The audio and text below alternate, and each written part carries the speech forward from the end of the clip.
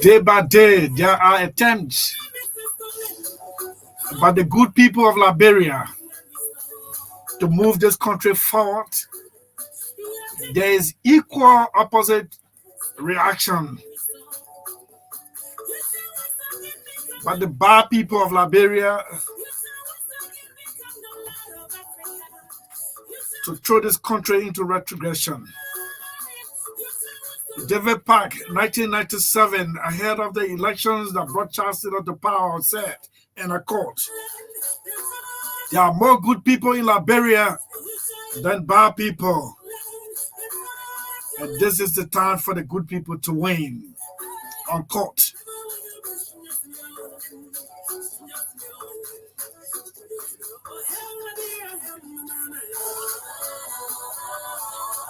So on that note, greetings comes your way. Greetings come your way from the production crew of the State of the Nation.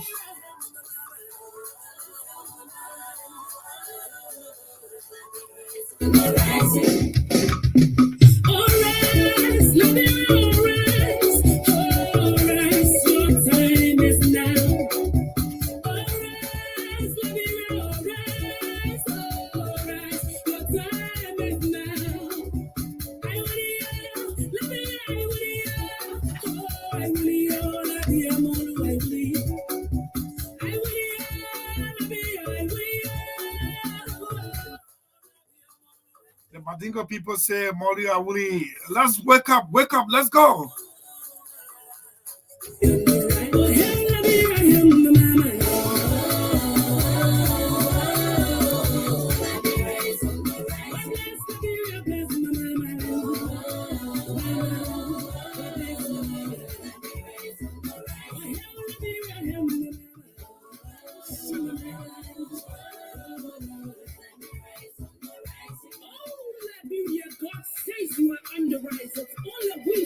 Into his command. It is then that we shall rise, we shall pursue, we shall overtake, and we shall conquer all of our adversaries, and we shall shout at last, the Lone Star forever, the Lone Star forever. Oh, long may it flow o'er land and o'er sea. Desert it, Lord, never uphold it forever. And shout for the Lone Star. Oh, hell, let me hear him, mama.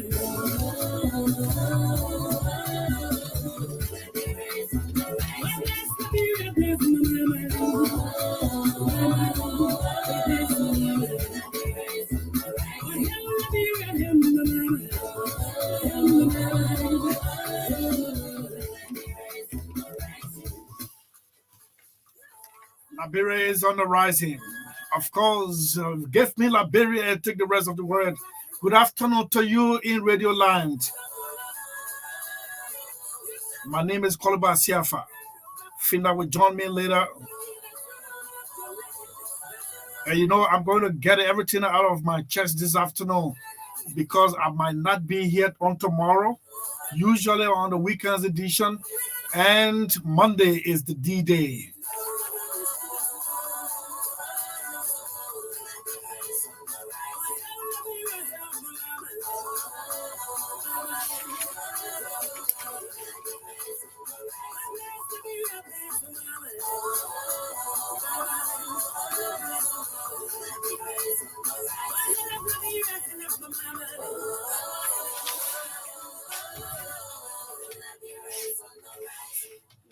Liberia is on the rising. Good afternoon to you. Yeah, in Radio Land.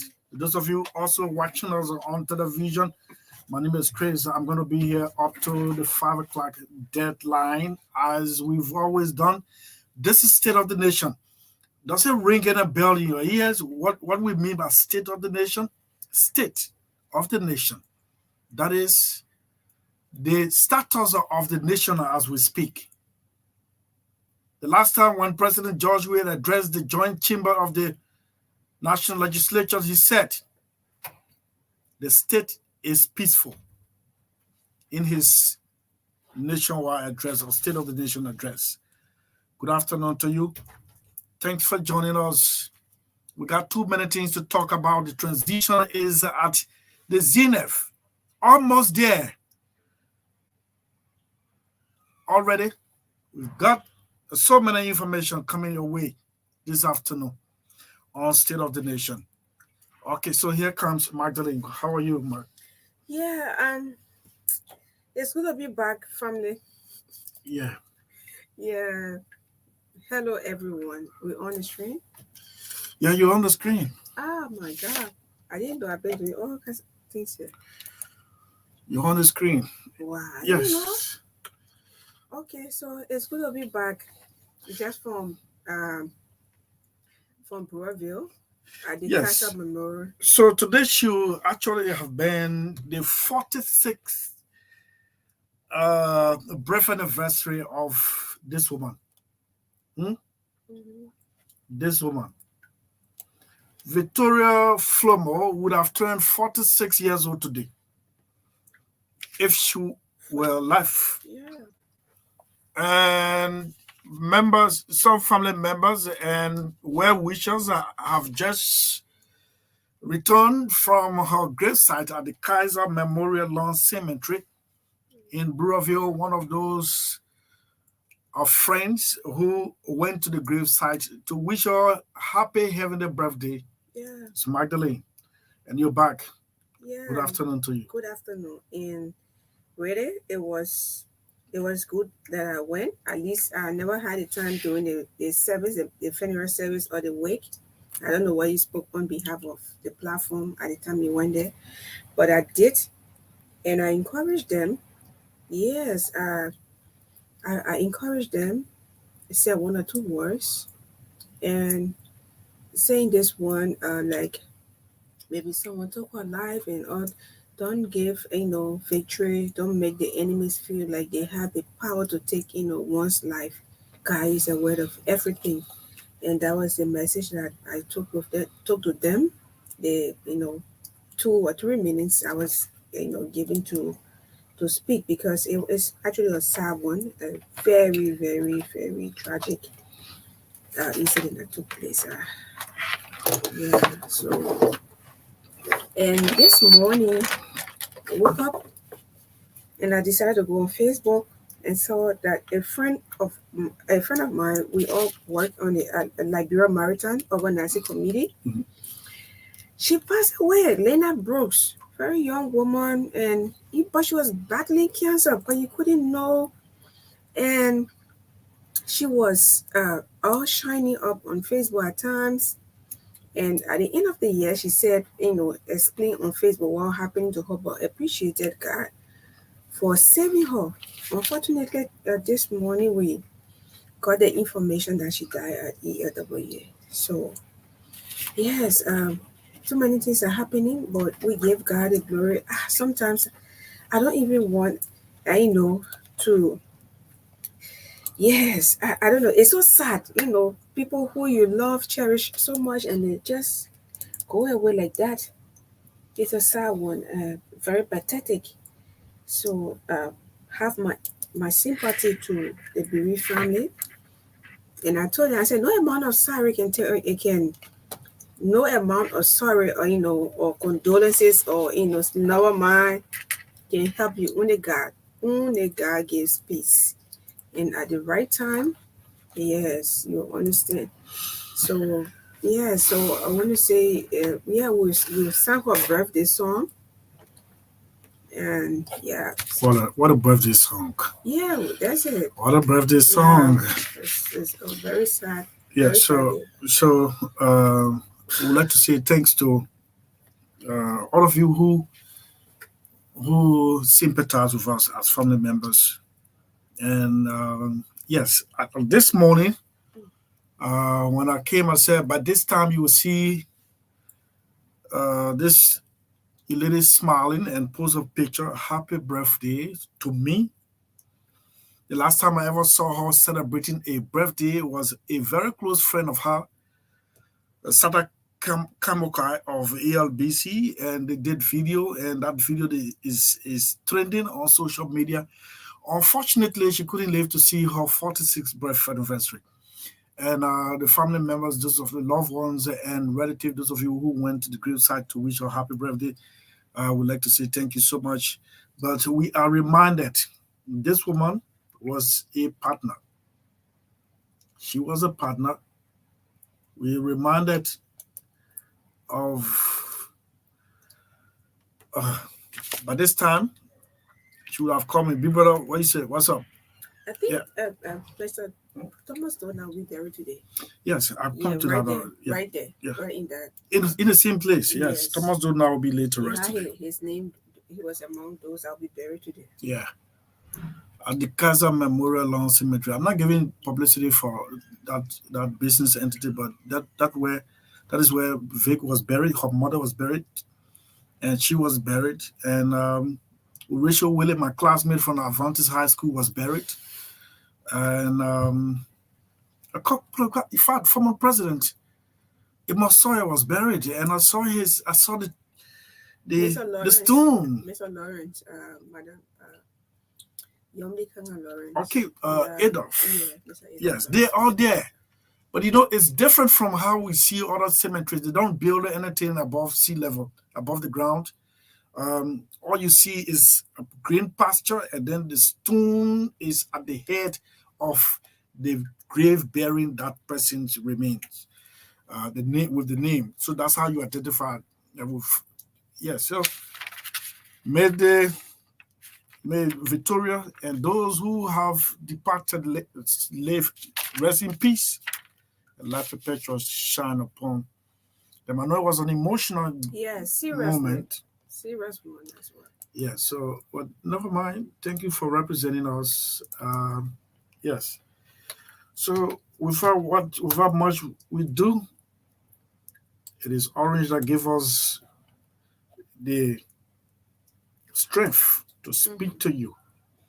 And that's why we are a great partner to Orange Liberia, and we term it as Liberia's premier GSM community. In fact, as a matter of fact, Orange is the proud sponsor of the ongoing AFCON Cup of Nations taking place in neighboring Cote d'Ivoire. Orange Liberia is Liberia's #1 GSM. Fast-speed internet and forever data pass. I have no excuse to not get one router in my house. Let me run 9 to 40 for me and the family. Get your home internet router from any Orange store or POS around the country and enjoy affordable data packs that start from $9 for 10 gigabytes valid 30 days to $59 for 125 gigabytes valid 30 days. There's a pack for everyone. Enjoy using the fastest speed internet. Brings you closer to what matters. Orange. Whoa! Tommy! Chema, yes. Since when you start liking football business? Oh, the only score over here, they got me feeling the number now. Big players just are scoring 9 times. Myself been playing to score more goals too. I've been playing since day.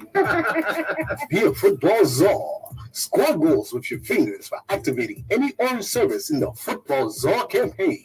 There are 200 daily winners of 1.5 gigabytes of data, 101 weekly winners of a 50-inch TV, 125 kg bags of rice, 32 monthly winners of 1 keke, 1 motorbike, and 30 smartphones, and a grand raffle draw of a brand new vehicle. To check your goals and for more information about the services to activate, dial *009#.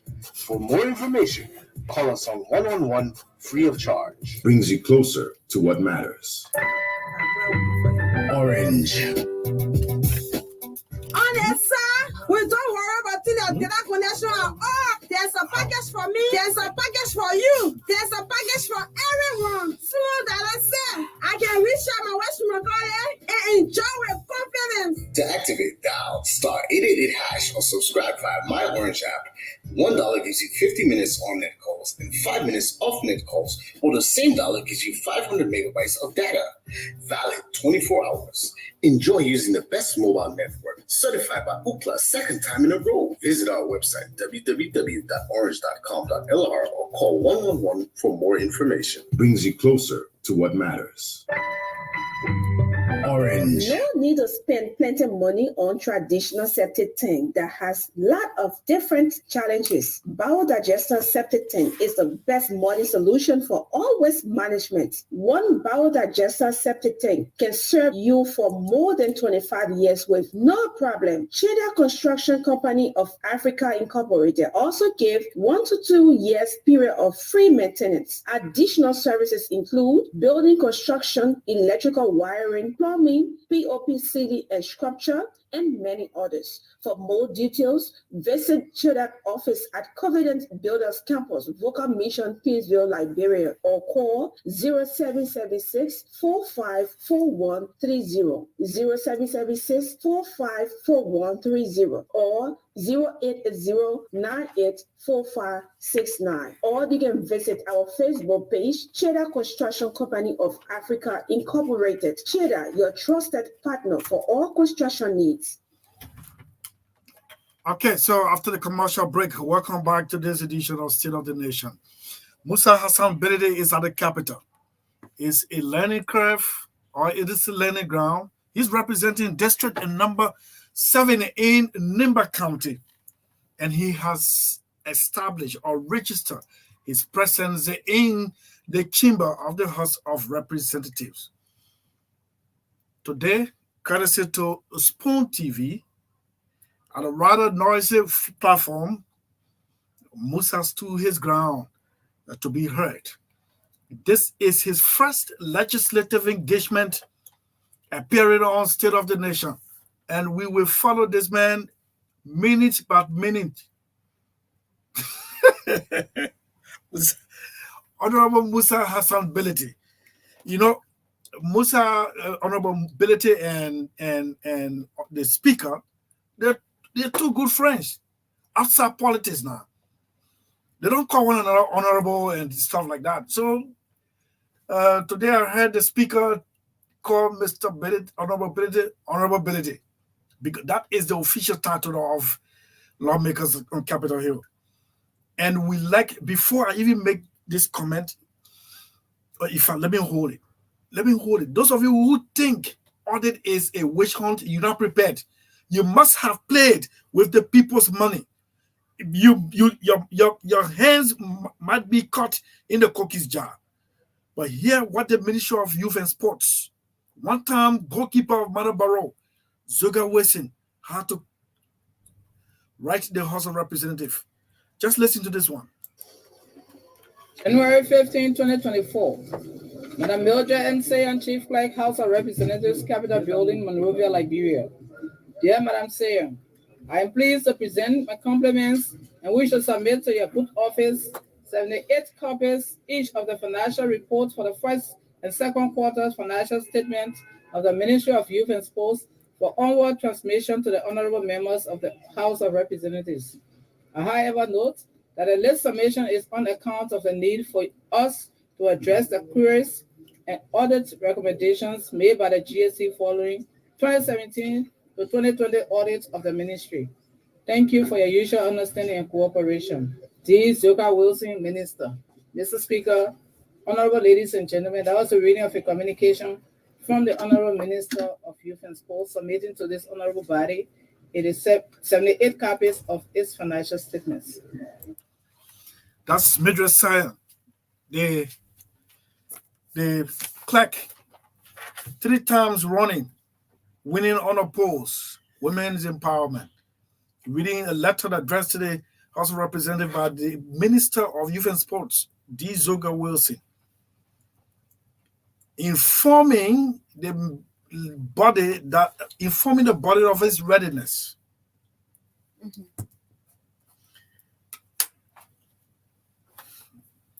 Of its readiness to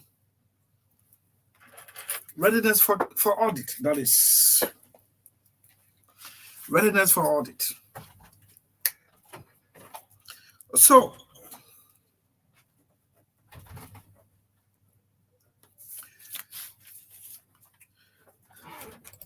when the letter was read, my goodness, when the letter was read, sorry, I just got distracted, but I've addressed it. When the letter was read,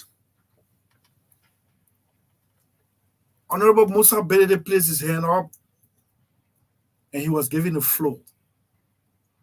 He was given the floor and he was remanded twice by his colleagues. He was placed under order by his colleagues. Let's listen to the debate. Mr. Speaker, this communication is incomplete. So there are reports to be submitted to us, and we don't.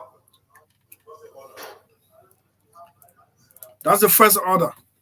And the man who issued the first order seems to have been absent-minded in chamber, because I'm watching it on Spoon TV, courtesy, and the agenda was adopted, was read and adopted, meaning it was now the instrument or the material to be used for the section. But this person, unfortunately, the camera did not capture. This lawmaker, I don't know from which county or which district, put Musa Belede to order on grounds that the agenda had not been adopted. And erroneously believed that the agenda had not been adopted. So it brought a little bit standstill in the deliberation of the letter from the Ministry of Youth and Sport. Let's take a listen.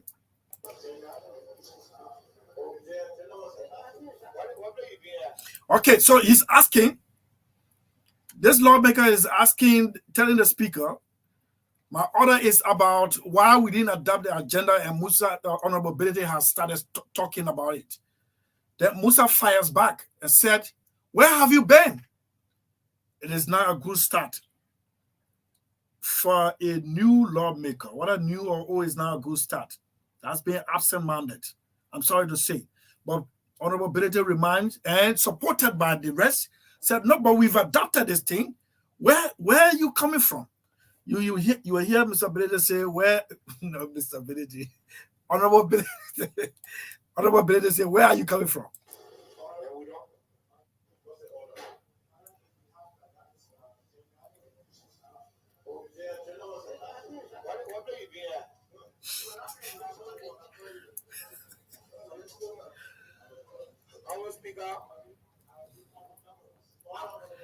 Musa, Honorable Belede myself had to learn this thing now. You know, the camaraderie between my boss and myself is just Chris Musa, yeah.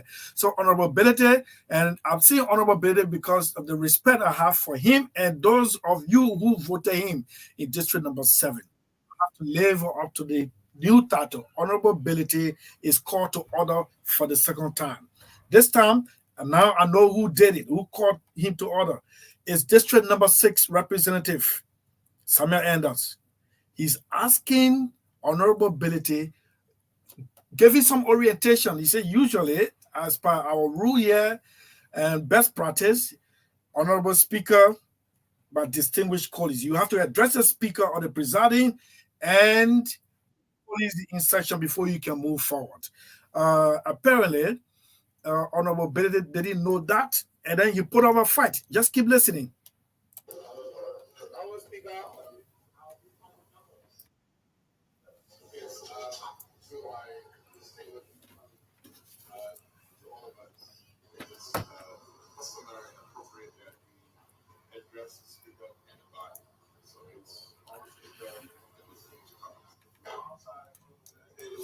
It is appropriate and expedient to address the speaker and your colleagues in chamber.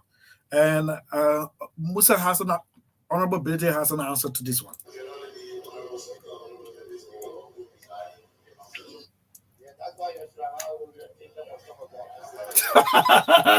What a better way to escape. He said, well, you are correct, but you should have had orientation.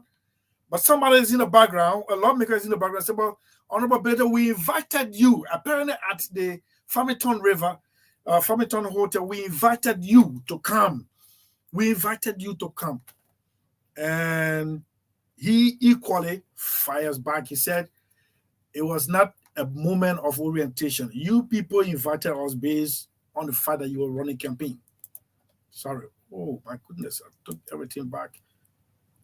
Our Speaker. Yes, to all of us, it is customary and appropriate that we address the Speaker and the body. So it's our Speaker and the distinguished public. Outside, they will generally be members of the Speaker who reside in the city. That's why you should allow them to think of some of them.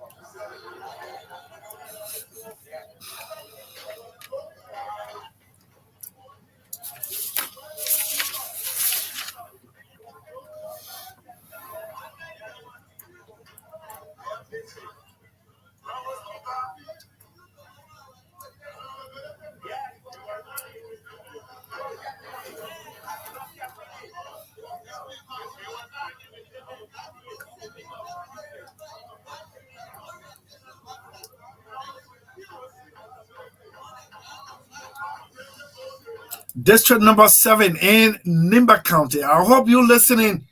Your representative has jump-started his journey, your representation for the next 6 years. Here we go.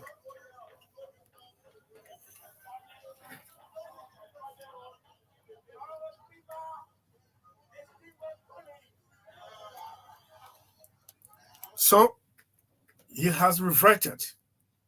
In fact, he brags about being quick to learn. Honorable Speaker, distinguished colleagues, and everybody cheers him up. And now he's about to deliberate on the letter written by the Ministry of Youth and Sports. I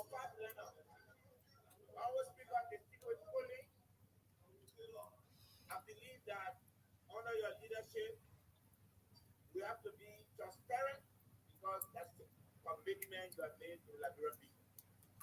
If the communication from the minister is here and there are attachments being referred to in the document, I think it would be appropriate to pass those communications to us, give us time to peruse it, and then next time we'll come and discuss it.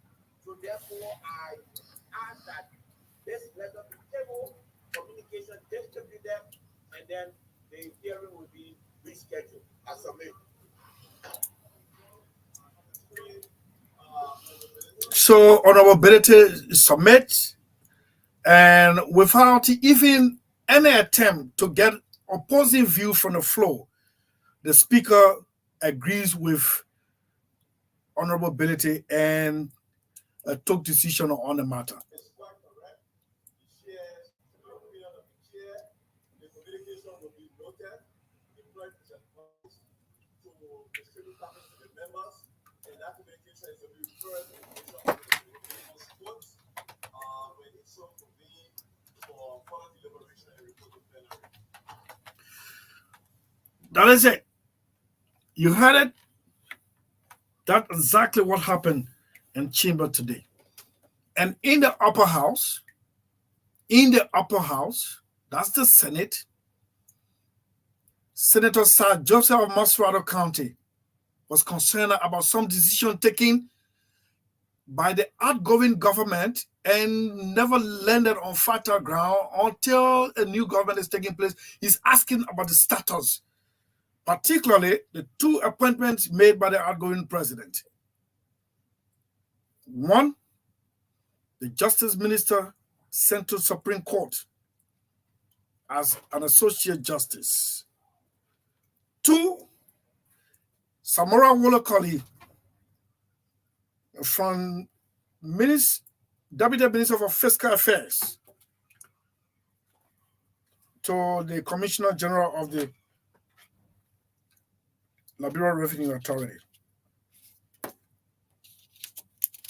But he was quickly reminded by Senator Daros Ibrahim Dillon that, hey, our rule 55.5 say, and they read it out. And if you listen to the reading, you would know, and let me just paraphrase it, that if a nomination is made by an outgoing government, I'm just paraphrasing, and there's no action taken until a new government comes in, it should appear like maybe the incoming government will have to act on that nomination. Other than that, it is a vla. But then, a former pro tem, Besson got Finley took exception.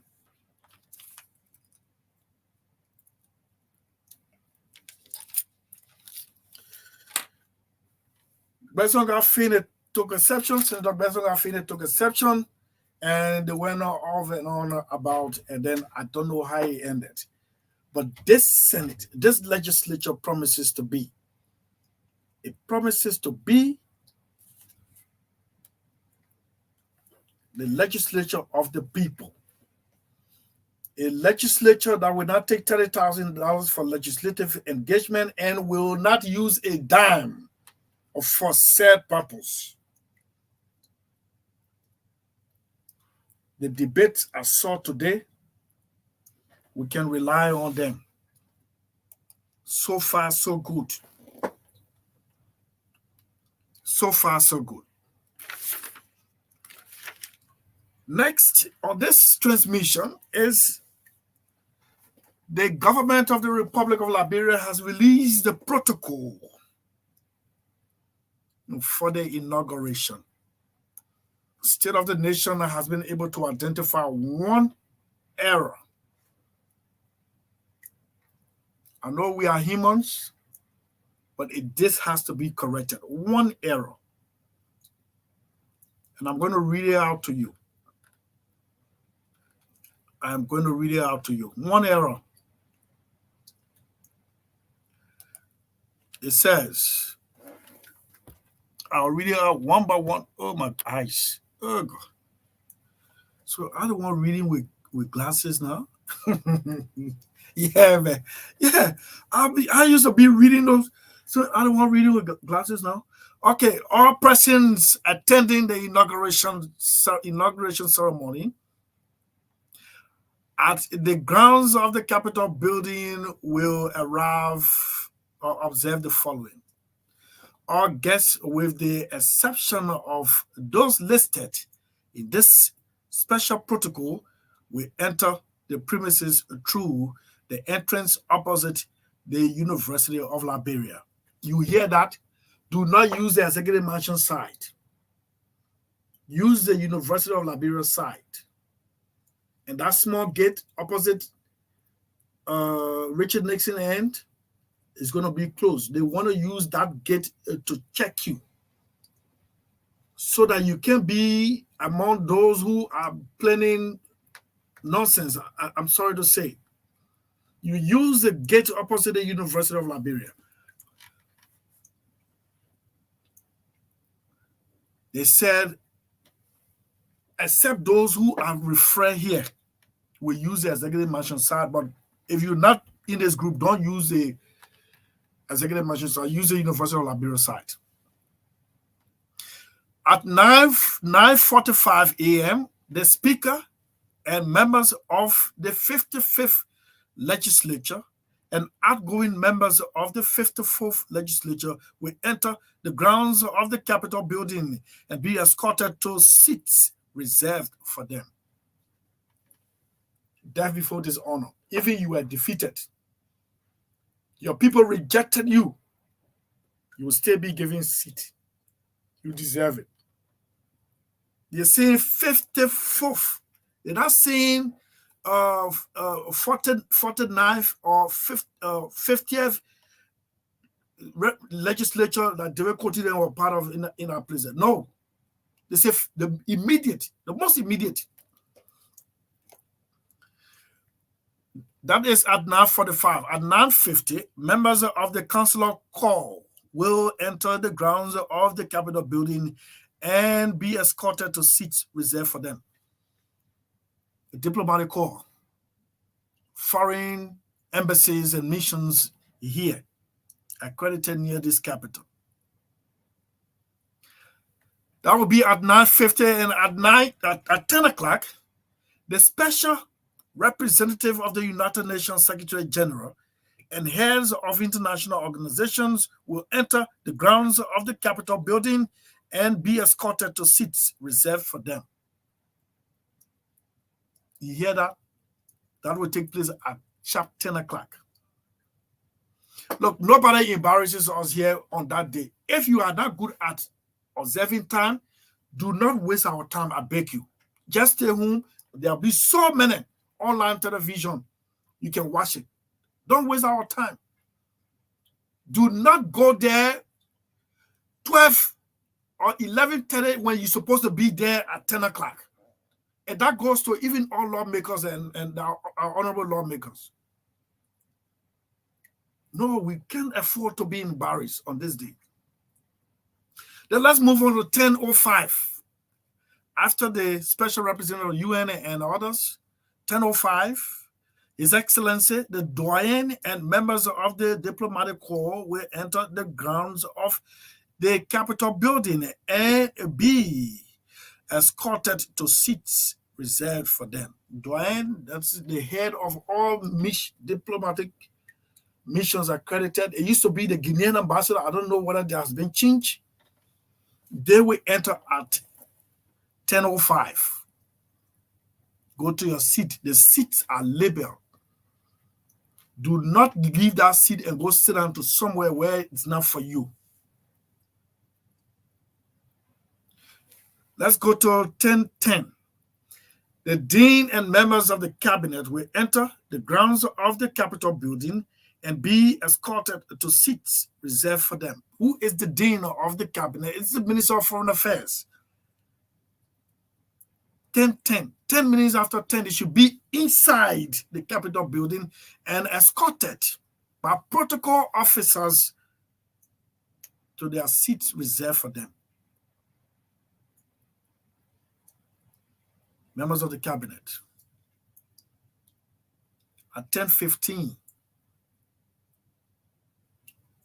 At 10:15, Her Honor the Chief Justice and Associate Justices of the Supreme Court of the Republic of Liberia will enter the grounds of the Capitol building and be escorted to seats reserved for them.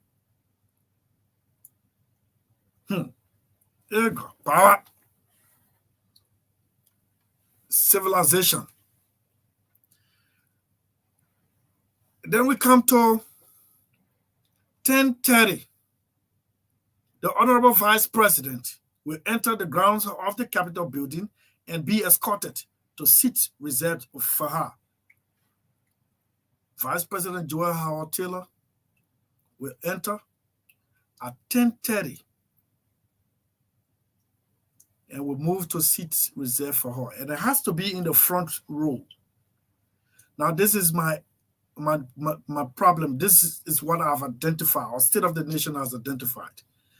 At 10:30, the Honorable Vice President, and as a matter of fact, protocol-wise, you don't refer to Vice President as His Excellency or Her Excellency. No.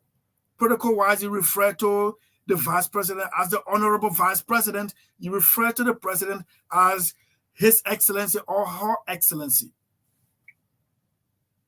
And guess what? When the Minister of Foreign Affairs is there with the President, you don't refer to the Minister of Foreign Affairs as His Excellency. No.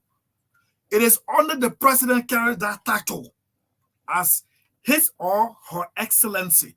The Minister of Foreign Affairs, you will rather reduce it now to the Dean of the Cabinet. But in the absence of the President, you can refer to the minister as His Excellency or Her Excellency. Two persons can serve, especially in this, but you can refer to the ambassadors as their excellencies. They're representing foreign governments.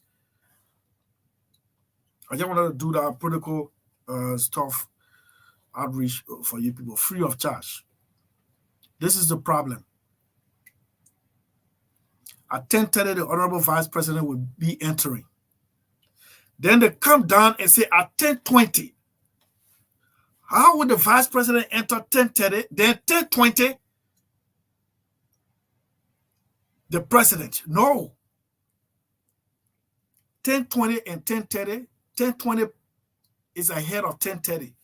So you can't take 10:30 for the Vice President to enter. Then you say 10:20, the President should enter. That means you look at the time, the President must enter before the Vice President, which protocol-wise is wrong. So they should check this time. 10:30. 10:30 is the vice president. So this one, it has to be a 10:40, maybe around there. You check that time. You're sitting at foreign ministry. Please check that time. Do the adjustment. Do the adjustment. You people say you don't want to form partnership with the media. And it is the media that can identify these errors and try to recalibrate. You send these things out. These things are international documents. You send it out. Look at this error. The vice president will enter before the president, but the time at which the president will enter is ahead of the vice president's entry. Please correct that. I beg you. Nobody should embarrass us that day. Liberia is nobody should embarrass us. I'm telling you people now. Then you come to 10:25. You see, we finish leaving 10:30. We stay at 10:25. Again, after one step. The vice president-elect and Mrs. Kuhn will enter the grounds of the Capitol building and is escorted and be escorted to seats reserved for Zia. The Nima people, when you say Zia, it means my in-law. No, I got a child by a Nima woman. So I refer to this man. I never one day call him as senator.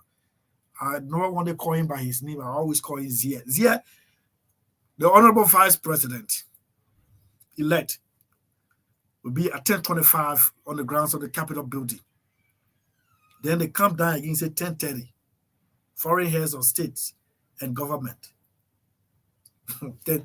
Foreign heads of state and government will enter the grounds of the Capitol building and be escorted to seats reserved for them. 10:55, the president-elect and Mrs. Boakai will be met and escorted by the Joint Legislative Committee through the VIP entrance and escorted to seats reserved for them.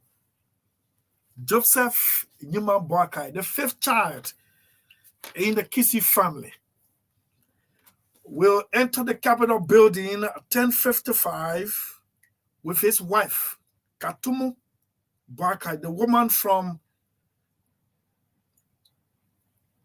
what do you call it, Tony, in Bomi? Jawaja? Jawaja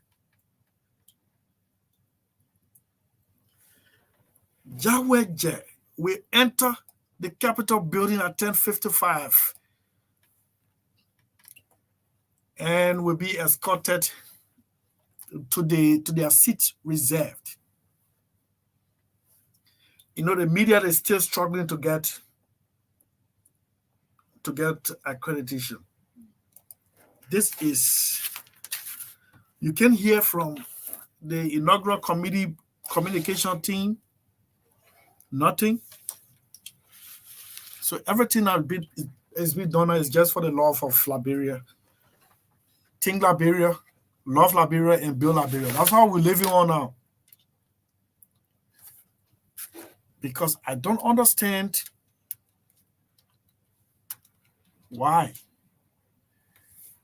up to this time, responsible media organizations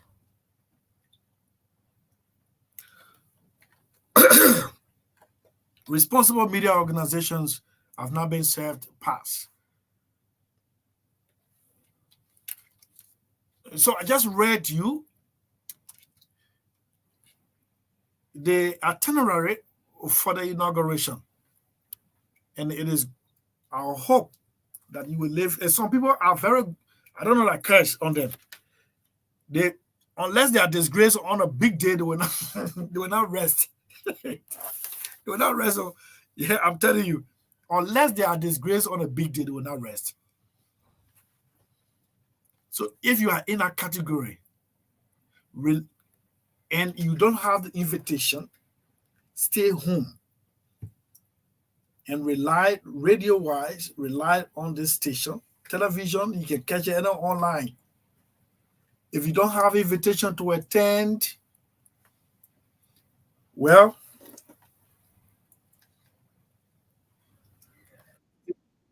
stay home. Stay home. If you have invitation, vehicle pass, like me, I have my vehicle pass. I would drive all the way on the campus of the university. I park it a bump across the road. When you see my inaugural suit, when you see it, it's not like what happened 2018, no need, no blame. When you see it,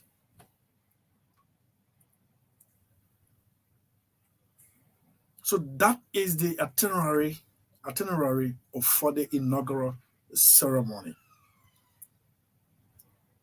I don't know who it is, whose responsibility, but by now we're supposed to know who are those foreign presidents or presidents coming to grace the occasion. I know that I'm getting hint from Washington that former Ambassador Linda Thomas Greenfield, now America's permanent representative at the UN, could possibly attend the ceremony. Oh yes, communication sharing, man. When last did the inaugural committee hold a press conference to give an update? When? What is happening to us now? It happened to us in 2017 is a repeat of history, and we don't have to hold on information. I just told you people the last time. Somebody did not know what is called arrest. The UP policy document, arrest. So as soon as they take order, just be arresting people. I said, no, that arrest there is there is for, because I had to write it down for the men. The arrest there is, the A there is agriculture. The R is for road. Another R is for rule of law. Nobody will do anything and go free. Then E there is for education. The Liberian government performed exceptionally well in all self-education, which deny us millions of dollars from the US Millennium Compact. Education. USAID released report that we stay behind other countries in terms of having a prolific educational system. Then after E is ARRES. S for sanitation. How many of you knew that Monrovia would be clean like the way it is clean now? People saw the impossibility. So that S is for sanitation. You should not see human feces oozing out of septic tanks on public roads. You should not. And the worst one is just a stone throw from the water and sewer head office on King Samboso Street. Downtown, down Waterside. Just down from their office. Even though it is their responsibility, the UP-led government is telling you, no, that will not happen. Sanitation. Garbage pile all in the street. No. The last but not the least, tourism. Tourism, people who leave from their original position and go out just for vacation, pleasure, and pay some money. Like the Gambia, like Sierra Leone raises several $1 million just for their beaches. And you know, we're bigger in land mass as compared to Sierra Leone. That means we have a long coastal line as compared to Sierra Leone, but nothing is being used. The only thing we see young girls half naked or dancing at boys, young girls and boys dancing on beaches and say they go for recreation. No, that's not tourism. We'll take this break to be right back. Your delay is not your denial.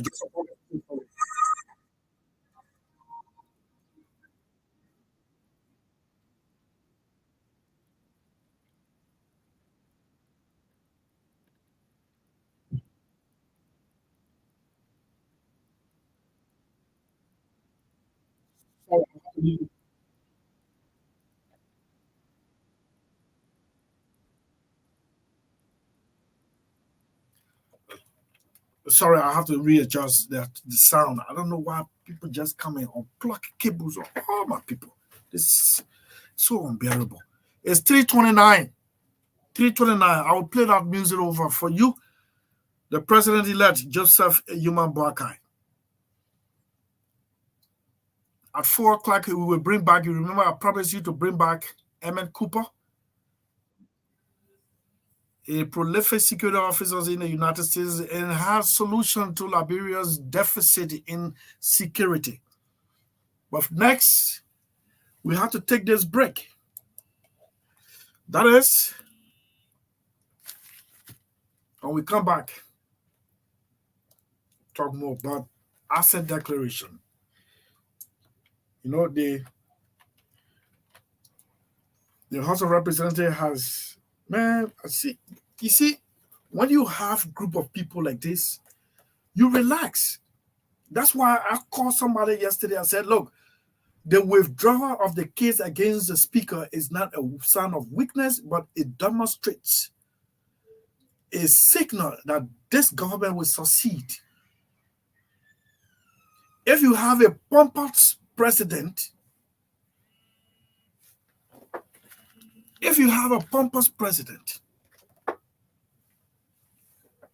no president wants to go at loggerhead with the House of the legislature. Nobody, because, and like the speaker said,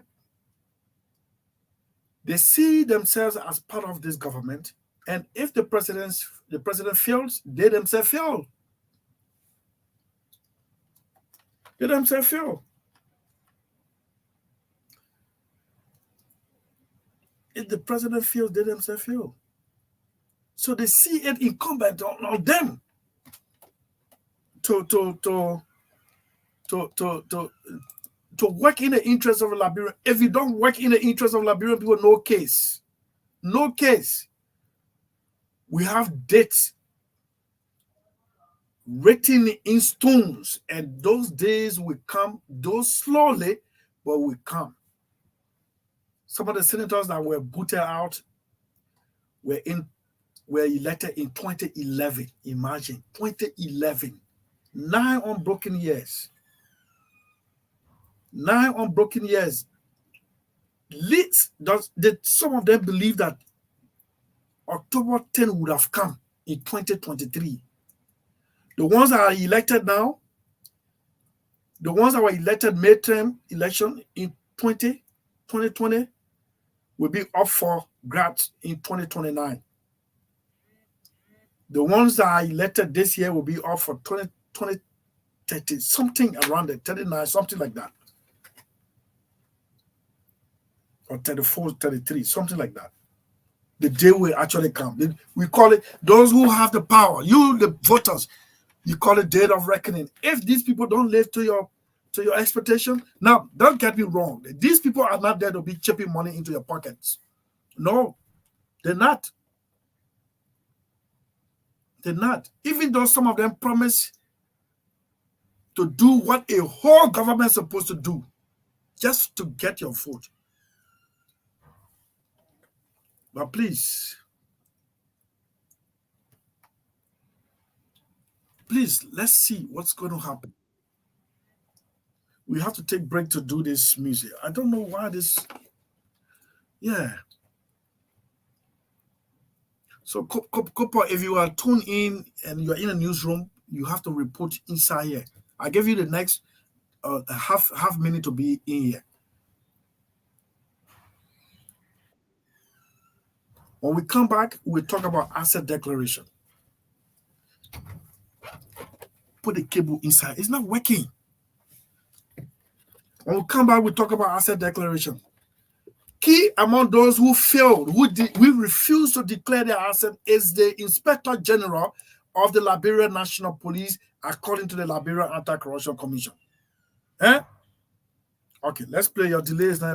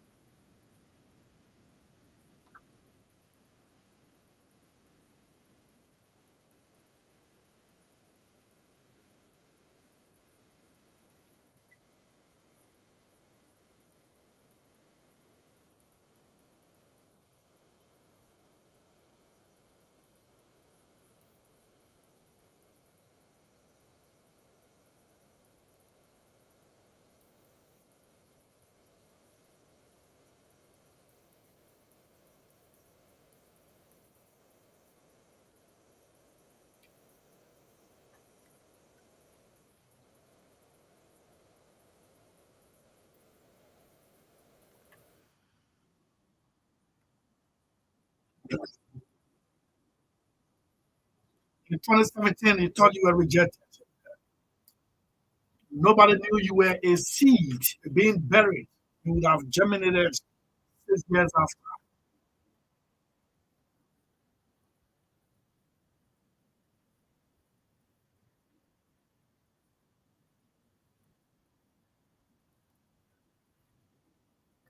State of the Nation exclusively. This one is for Joseph Human Boakai as you prepare to take the oath of office as Liberia's 25th president.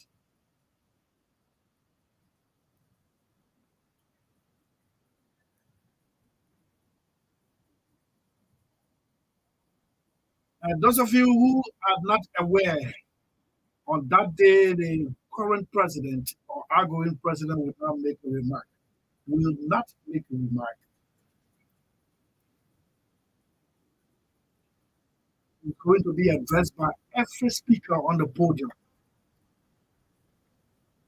And by the time Mr. Boakai says, I, Joseph Human Boakai, flanked by his wife, and the oath of office is administered by the Chief Justice, Her Honor, Sianayo, they will switch the seats.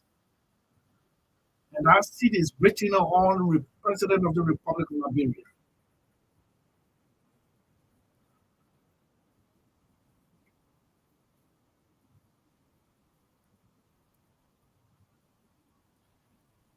A green scarf would then be placed on his shoulder, running down.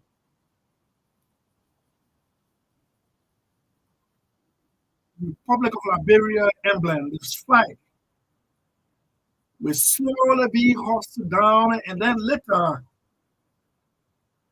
it ascends, announcing a new dawn in the history of the Republic. There, nobody is opposition or ruling party.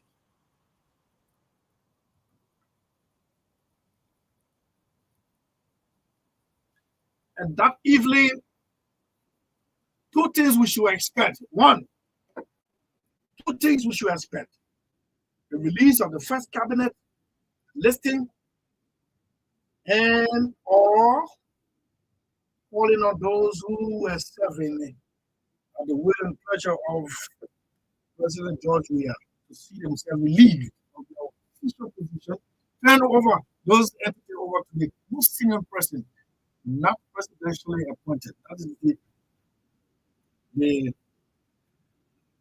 HR, human resource. Those of you who can disrespect human resource officers at your workplaces, they are the most senior person, not appointed by the president. They will give, you know, I talked to a friend yesterday, he said, tomorrow will be my last day to my office. I said, yeah. And I went emotional, man. But then I started talking, I said, yeah, y'all go sit and smoke. Yeah, man. Huh? So that is how to say. How to say. That is what makes us we don't use events on our program. Eh? Those of you who are seeing this man or wishing death for this man is the president on Monday. You will pack off your vehicle for this man to move freely as the president of the republic. Yeah? We say we will close down. I mean, they say we'll close down your station or something like that. No, but they gave you the leverage. Just speak. But I just received a press release dated January 12th. The incoming president said he will refuse to be distracted. He didn't say anything about it about him. Well, you got the man you never wanted. And he is accountable to the Liberian people. Having said that, my goodness, let me see what I can do this break. How to take this break. I'm talking too much. I don't know what's happening. Huh? Man, what's happening today? Yeah, man. So when you speak truth, you stand alone. That's how we've always been on this show. Not too many of our friends cheered us. But guess what? Who cares for the dead rat? Only the poor cat, the cat that doesn't want to work.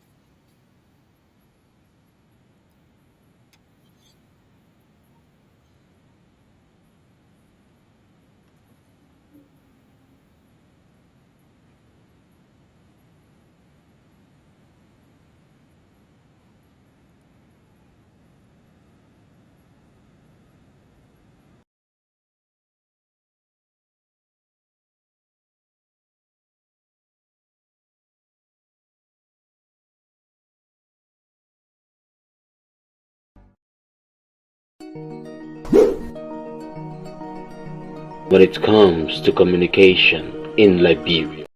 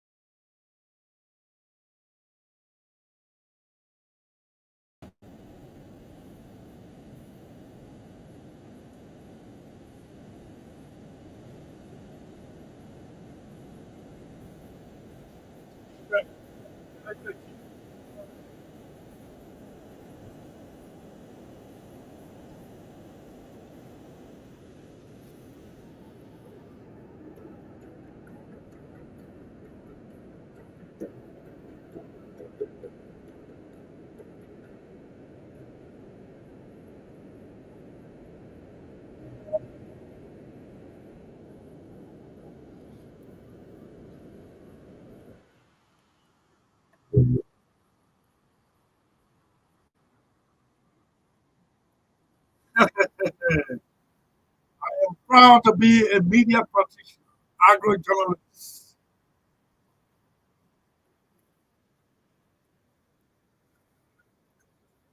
There's a special component in media activities called speculation. When you don't have the people to speak, see those who have the authority to speak, if they're reneging, just speculate a little bit, then they will come out of their holes or their hiding places. I just received an updated version of the official protocol to the inaugural ceremony sent to me by a very familiar person. They got, "Abaya, you join power. Uh, Oscar Barba."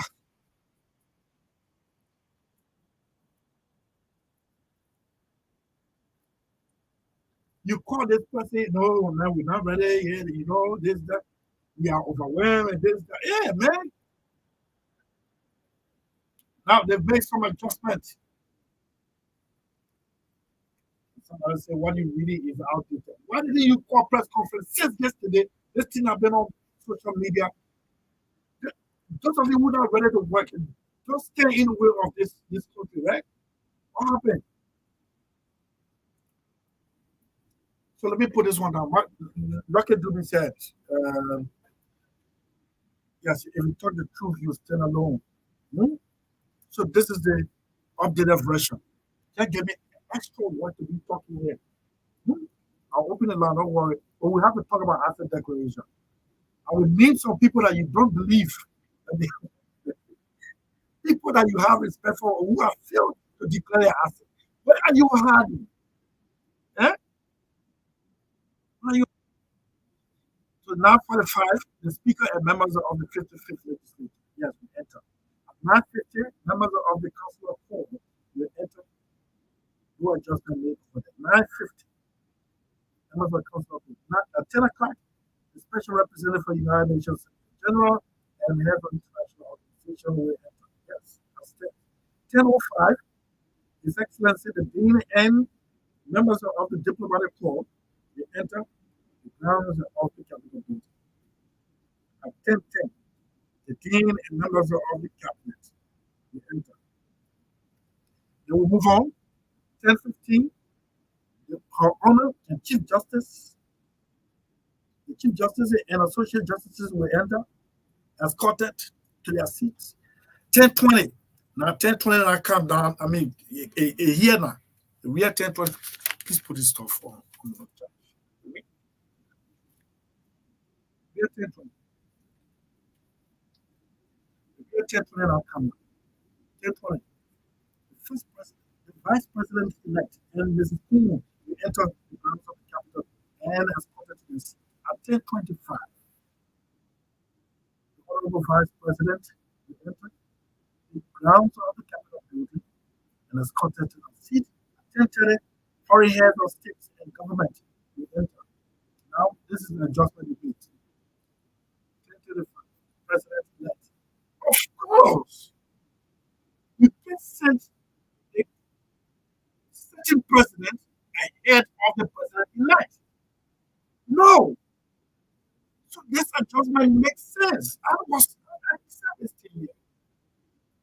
You will not allow president. You can protocol-wise, you can wait. You can keep president where sitting waiting for the president elect.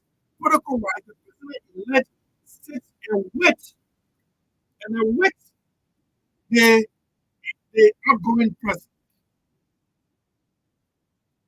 Now that you've made an adjustment, this we made all the calls yesterday. All of the calls yesterday, nobody.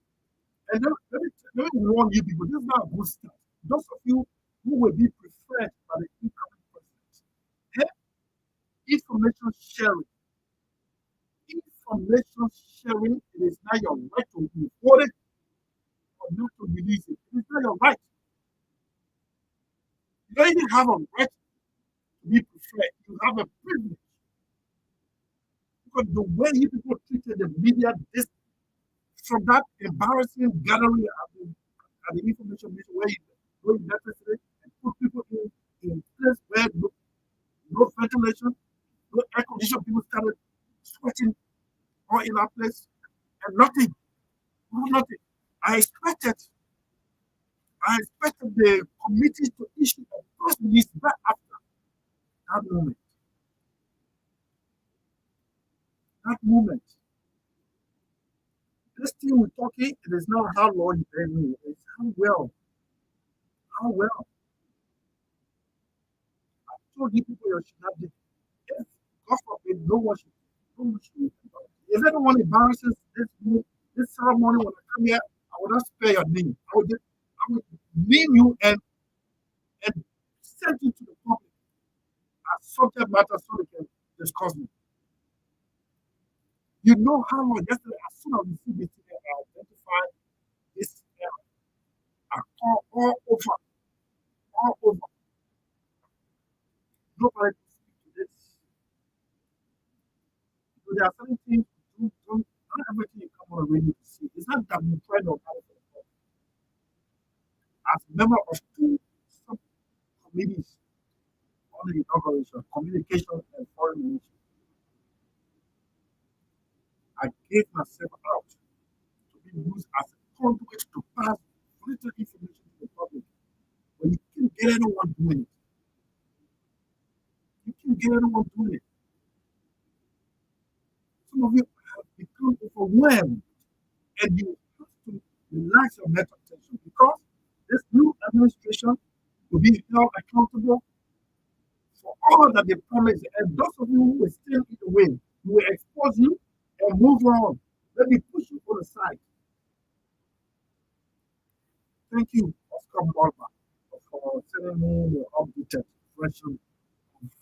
Because But that's what you have in embarrass yourself. I just hope foreign missions they receive copies.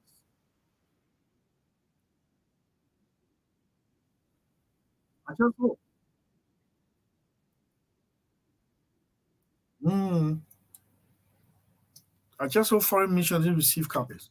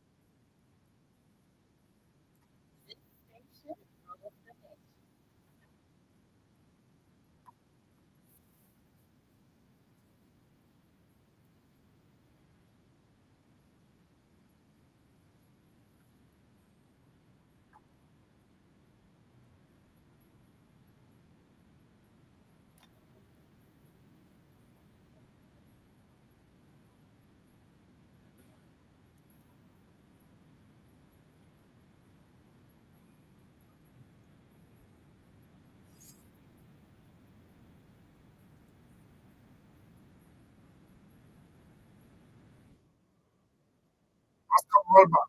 So in what capacity you send me this officer? Are you the incoming president? Yeah, this guy will be top power in this country. Don't abuse it.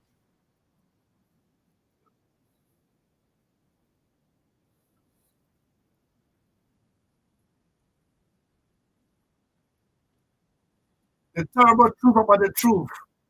That's what I stand for. No friend, no foe.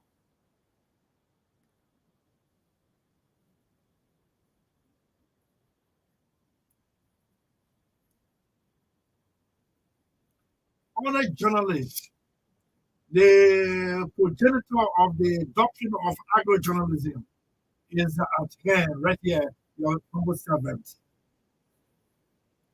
I'm writing papers right now. At least I've seen two agro-journalists, Henry Boba Four, the cocoa farmer. Good afternoon to you, Uncle.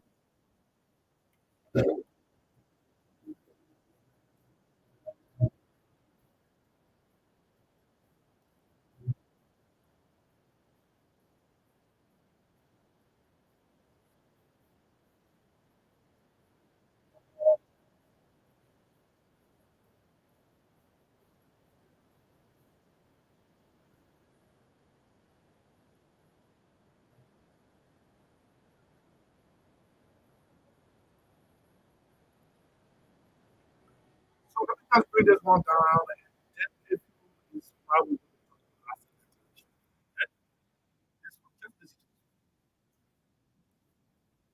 Just listen, just listen to this one. Yeah.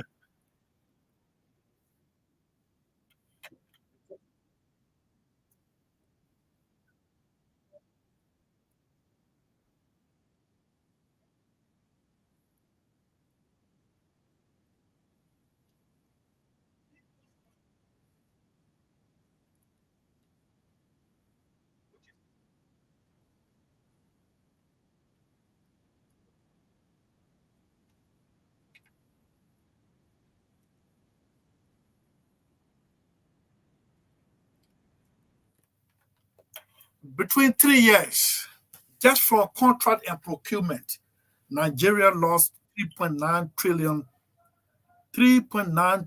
naira to corrupt individuals in that country.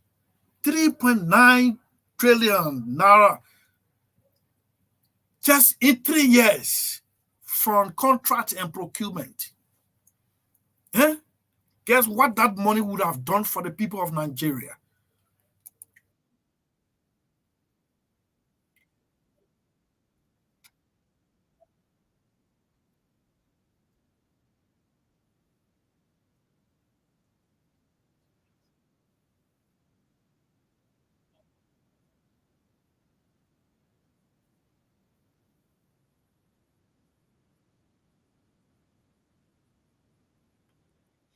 300,000 units, 2-bedroom each across the country in Nigeria, that money would have paid. And then 40,000 school-going children, $1 million each, $4 million each, naira, not dollar, naira each. It went into the pockets of few individuals. Now we have this asset declaration regime. Asset declaration regime. People we know. People we know. And I was just telling somebody, look, it's just a matter of changing power from one point.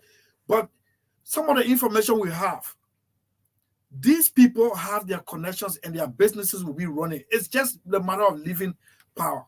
Let me tell you. And it is good that the incoming president said he will not be distracted. He wants an audit. And we like to express our thanks and appreciation to G. Zoga Wilson, Minister of Youth and Sports, who gave the bank statement, 73 bank statements to the House of Representatives to know where the ministry stands and welcomed audit. Rather, others are seen as a witch hunt. Who told you that you want to get pot in your house? That is the reason why I don't hate him personally. That is the reason why I was jubilating when the platform was never created for Samara Wulo College to be. But go sit down a little bit and rest and account for the ones you have. You said a bank loan you took, right? Okay. So those banks are operating within the bitter weight of the Republic of Liberia. There will be someone and they will give those bank transactions. And you're not alone in this one. This is not personal. I know you laid your friend, one of your colleagues, to rest today, but the Republic has to move on. Somebody will have to say, it looks like giving the Kasawali to the goat to keep. No, I said, don't be sarcastic. Just thank God this man.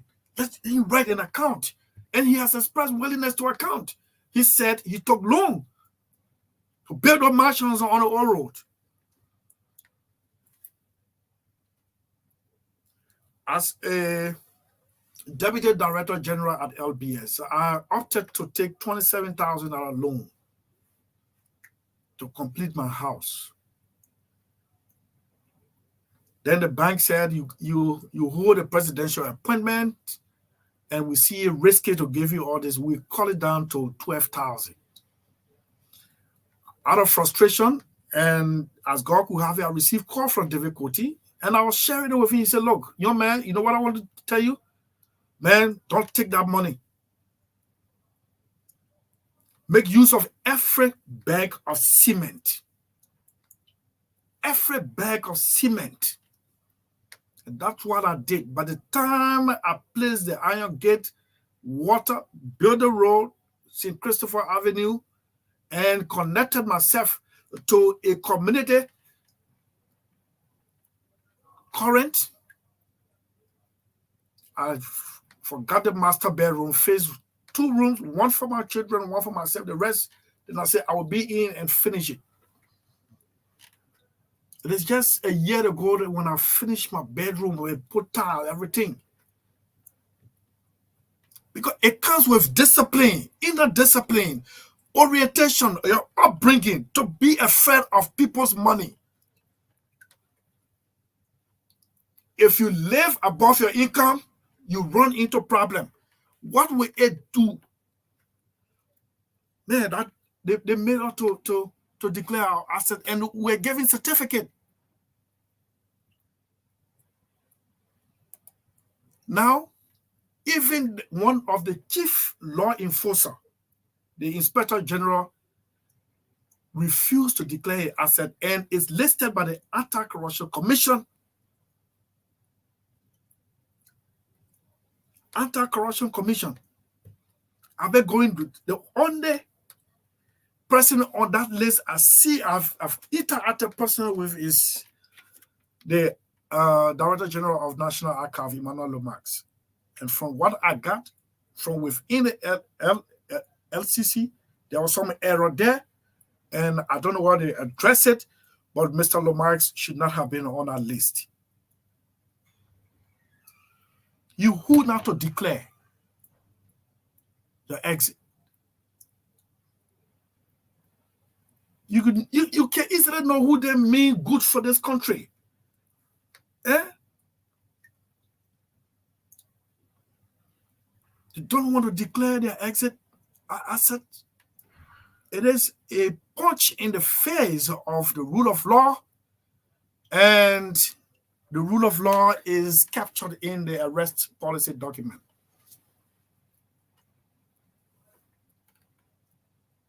This has to be addressed. Let me see whether I can read some of the people. As a matter of fact, Eman should be online now. Okay, Eman is listening. Thank you so much for joining us. Let me just clear this one, this asset declaration. And I'm going to ask you that. What's your worth if I want to hire you as the next? Emma is laughing. Yeah. So let me get this one. Yeah. Oh, just coming. Yeah.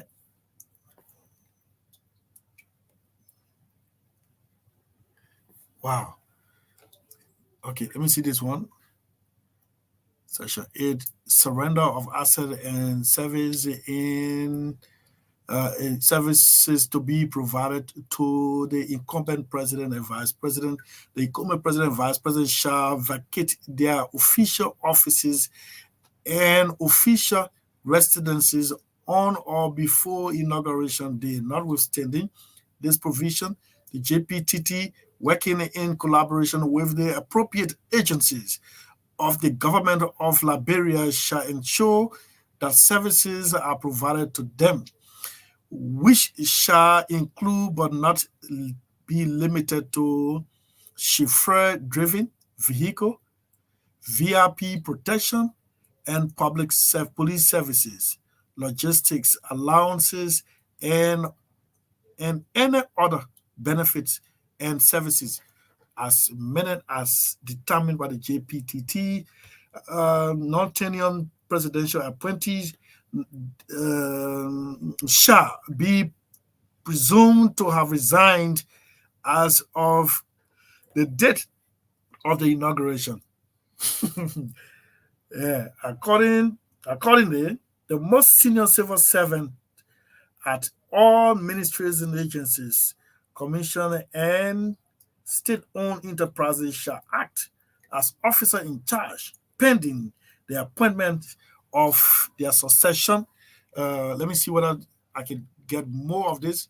This is coming from the executive mansion, signed by George M. Weah, Senior President of the Republic of Liberia. Mr. President, why are you worried about whether somebody resigns? It is a foregone conclusion. As you leave, they should know that they're leaving. In fact, it is the incumbent, having taken out of office, will issue statement like this, just as you did. It's not Ellen who told us to leave. Well, Ellen called us at the Sister Dennis auditorium, preparing us for our exit, but did not tell us to resign or to presume to see us as resigned official. No. We left there. It is you who announced that we who took presidential appointment from Madam President should see ourselves as relieved of our post. So don't worry about Baka's responsibility. But thank you. This one about services and benefits, well, yeah, it is your right, your benefit. But remember, once upon a time, this man who has now become president complained that his benefits were not coming. Remember. And it is my hope that this man will not pay back the way he was treated. Let the law prevail. Yes. Let it prevail. Mr. President, you have served well. Thank you so much. Thank you so much. At 4:15, we take Emmett. Emmett is upbeat. Emmett, I see you in your American police suit. I come with you, don't rush. Don't rush, ever. Don't rush. The people want to talk about this thing, and in the next 10 minutes, you have to wait 10 minutes. This public service, 07751 44278. 07751442278. Call and participate on some of those things that we just mentioned, and you have to do it civilly, or else you are out. This is State of the Nation. It is a mature platform that we discuss issue and not. Let's hear you. Yeah, let's hear you.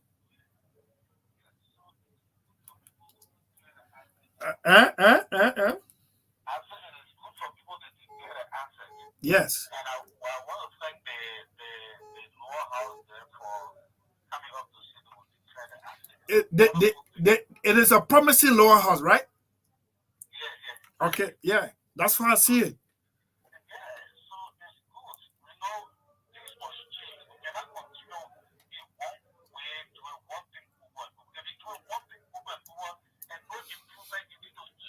Okay. So we want to appreciate them, and we're looking up to all government employees, whether agency, ministry, to come up with their, asset declaration and their coming in. Thank you. Thank you very much. Thank you. Let me take the next caller quickly. 1 minute. 1 minute per caller. Hello. Good afternoon, Pedro. Yeah, let's hear you. This is Daniel Johnson from Heart of Fire. DJ, let's hear you quickly. 1 minute. Please, don't worry about using glasses. You are blessed. To be 50 years this strong, you are blessed. Yeah, my man. So let me appreciate the 55th legislature. It is our hope that they will do it like where people want. To hear the afternoon on the news, that members of the House of Representatives are agreed to declare their assets and even do a publication. We say thank you. And it has been done individually, but now they agree as a body. So this is a promising legislature. Yes, and so what I admire about it, to do it public, that some of us will be able to lay in on the document and read to see what is coming with, what they are acquired, and when they live in, then we will know. Thank you very much. Thank you. Thank you, DJ. Let me take this caller. Hello? Caller, are you there? Are you there? Yeah, somebody send me a mobile money. When I see message, my heart can cut. Hello? Yeah, quickly. Let's hear you. 1 minute.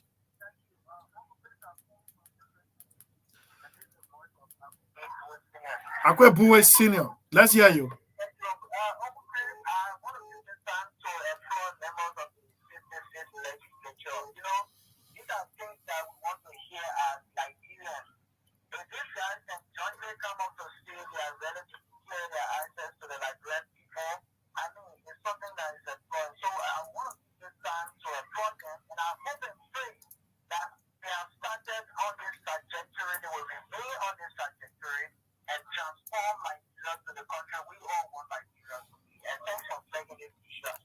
Thank you, Akwe Ebuwe. The man who's calling says senior but does not have a boy child.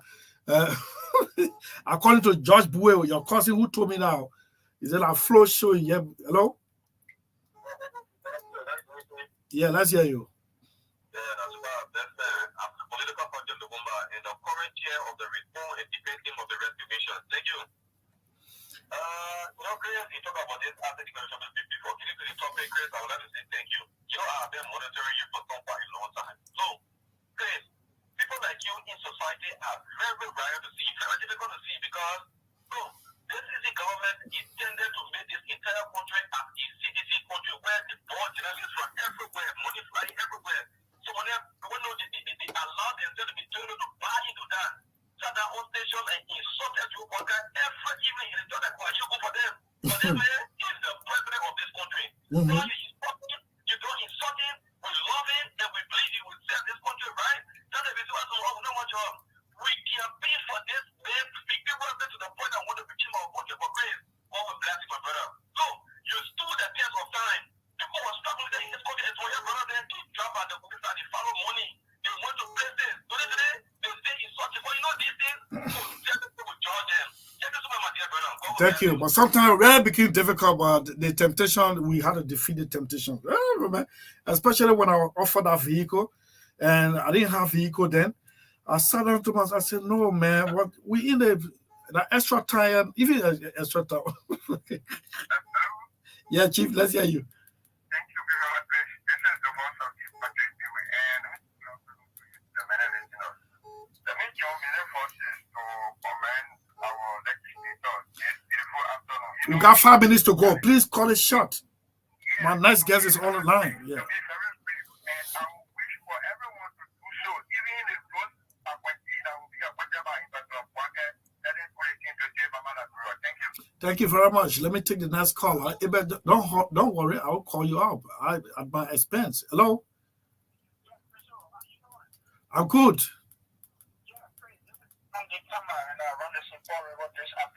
The heavy duty driver, John Tamba.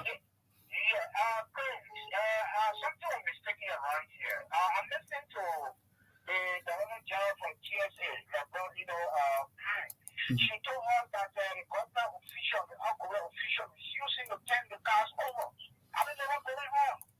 Please, up to now, one neighbor is benefit for cars to be parked. There's luckily a motorcycle, a motorbike, a bicycle is that parked there. Why are they doing those cars after this time? So listen, you don't have to worry. And when this outgoing government took over, in its 100 days, they set up asset recovery task force. And if I started erroneously taking people's vehicle that they duly paid for. One example is Dr. Clarence Moneyba, whose vehicle was seized at red light at gunpoint. So leave it. It is the law will prevail if you bought it. Yeah.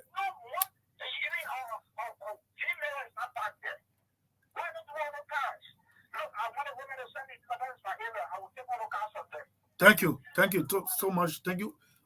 In the next 3 minutes, we should be signing off this segment. Hello. Hello. Let's hear you.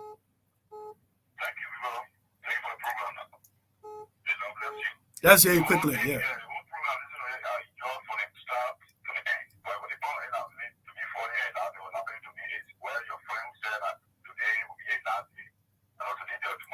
Huh? You say what?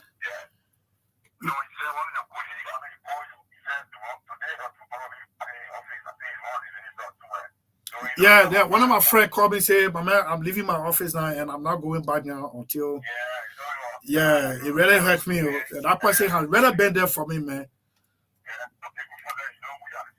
Don't say good for them. What's your problem? What is your problem? Why are you wishing evil for other people? Oh, okay. Okay.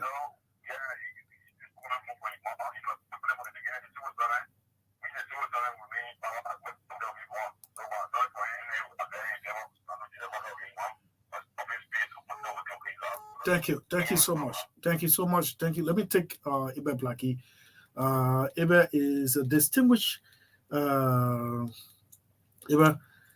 is a distinguished. Oh, but so they mobile money not people. I'm headed for serious trouble. Hello. Yes, let's hear you quickly.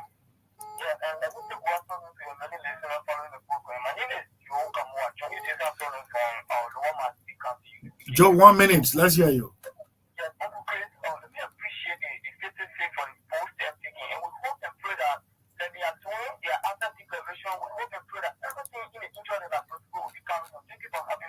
Thank you so much. We'll take the last caller. Hello? Hello? Yes? I'm good. My name is and I'm calling from the Red Light. Let's hear you, Chief. Thank you so much. That is a good beginning for the legislature, and I want to applaud them for this. But I'm also encouraging them that this should not be the end. It should not end a West game. This number one is not asking for secretary again. Please, I'm not stopping them from doing due diligence to anything that will enter our house. For the issue of getting something for them before they start, I beg them, they're very supposed to rise, they're looking up to them, let them do the dreadful thing to heaven them.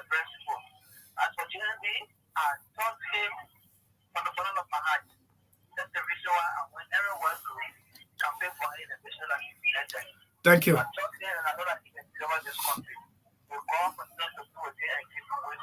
Thank you. Thank you so much. Let's take Ibe Blackie now. Ibe, where are you? I'm calling you. No, I'm calling you. Ibe, what's going on? What's going on? You're the last caller. Yeah, sorry. Ibe, you're the last caller. I'm trying to get to you. Release your line now, Chief. Release your line. Yeah, release your line. No. Oh my goodness. Ibe, release your line. I need to go. I need to go. I need to go. I need to go. Call me 0775144278. There's certain thing. There's a reason why I want to talk to you. Yeah. The reason why I want to talk to you, you will be the last caller. I'm sorry, I have to let okay. Now here comes Abel Blackie. Abel? Yeah. Yes, good afternoon, Abel Blackie. How are you? God is so faithful. You know, when people bring morning and things to your head and you show that you must be grateful to God for his unmerited favor. Thank you. That's good. I want to thank you for your monologue. You spoke very well. I think SDA did very well with you, my brother. Why? SDA did well with you, my brother. Your articulations, your retentive memory, your analytical. Oh yeah, but man, I'm putting too much time. As a matter of fact, I was a janitor at SDA at the same time learning in classroom. Tell me something. Yes, I scrubbed bathroom to pay my school fees. Well, you and Joseph Walker, our incoming president, His Excellency, asked me a story. Yes. You were the janitor at CWA. Yes. So you got some resemblance in terms of your struggles. Let's hear you, Chief. So, you know, the speeches made by our legislators recently. Yeah, you got 1.5 minutes. 1.5 minutes. My guess is. Yeah. They remind me about the first day in school. First day in school. Everybody should be clean. Everybody should be people well on their Friday. Everybody should be clean. So we are not carried away by those political salary on the Friday. So they say all the things. Look at Minister Senator McKay. The faction is talking about chief centralization. When did he go? I'm recording also threatening a local journalist. Yeah.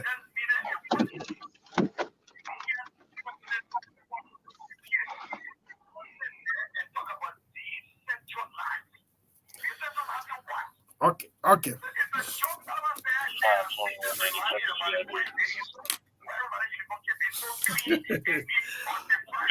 You know, you that's exactly what happens on the first day in school.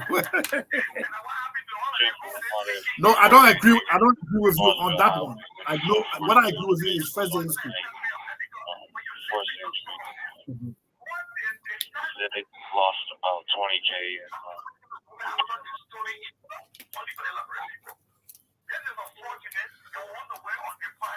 Okay.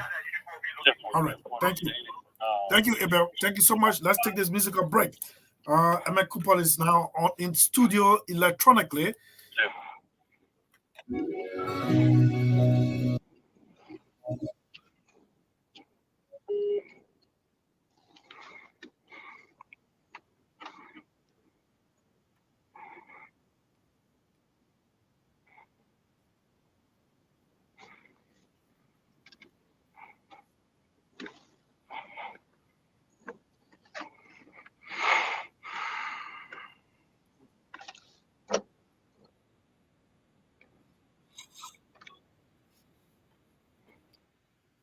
Martin Hayes, your name is splashing on the list of LSCC.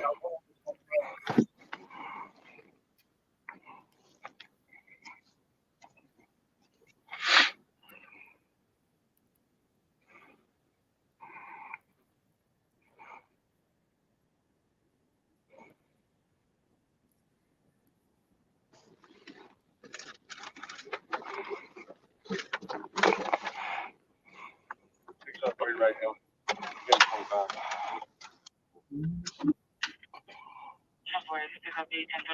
When you speak the truth, you'll stand alone.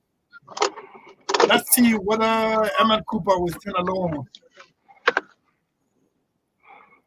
I'm here, Chris. Yeah, so let me bring this one down to talk to Emmett Cooper. There in the United States, and this is your second time appearance. The last time we did an abbreviated um, appearance, and I promise you that I would have brought you back on the show, and we're gonna start. We're gonna start from where we start. The last time you said, well, I mean, the police was in red in terms of performance, and you gave several reasons. Let me first greet you. Good afternoon to you, Chief. Good afternoon. Good afternoon, Chris. How you doing? Well, morning.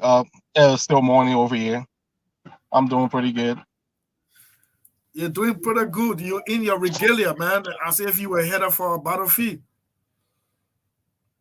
No, this is how we dress. I mean, we gotta be tactical at all times when you're going out. You don't know what incident's going to come forth, so I'm always ready for whatever situation that's going to come out. I have to respond to. You got a firearm on board? Because I know you're in the vehicle. You got a firearm there? Sorry. You got firearm on board. Oh, you went off. Can I hope this question ain't embarrassing. Just went off. Can you? Anyway. And I just cut the whole thing off, and he was gone. I had to ask you, you dress like you're going to Vienna, not Vienna or Iraq. Let's see whether he's going to come back. This is State of the Nation. Let me read some of the messages. Good afternoon, my dear brother. This is a protocol Nagbe from the Roberts International Airport. How you doing, my brother? One of my biggest customers in pork purchase. I don't know why my friends at the airport love to eat pork. The managing director of the airport. Yeah, they got. Is there any law? Are there any laws in place that hold people accountable, like seizing their properties and jailing when found guilty of corruption? Please tell us. Anyway, I'll hold this question and we'll talk to you on Tuesday when I shall have consulted my legal analyst. Is there any law? Repeating the same thing. Good afternoon, man. Worth is about 100 million USD. So you don't want to have me employ at Porsche. What are you talking about? Let me come. Lincoln Bryant. I was amazed to have seen lawmakers expressing their willingness to declare and publish their assets. Good beginning. Lincoln Bryant, one-time television editor of Truth FM there in the United States. Kenneth Phillips, a revered Liberian electricity expert. Hi, Chris. I'm listening and watching from Houston, Texas. Francis Imold. Hi, Chris. I'm following from Plymouth City, Maryland County. Rebecca Moore, long time no see. Yes, carry on, Chris. I'm at your service. Oh, I see. When you people sitting at your houses, peacefully, nobody knocking. By the time it's after 7 o'clock, when in peace, we are thinking how to go home now. Frankly speaking, that's why I said I was looking for a driver. I think I got one now. Do you have the confirmed list of dignitaries coming for Monday? I don't have. It's still being speculated. I don't have. Don't hold me responsible. Man, those were the days when we brief the public day by day. Ishmael Willie, my good friend, how are you? I'm watching you live from Quebec, Bannersville. Good afternoon to you, brother. Yes, good afternoon. Let me recognize Eman Hammer. a very good friend of mine. Emmett, good afternoon to you. Ojuku Davis, you're there. Councillor E. Thompson Livingston, you're there. And the list goes on and on. Trocon Zacchaeus, you following there from Buchanan City, Grand Bassa County. Let me see what I can read the other text messages while we are waiting.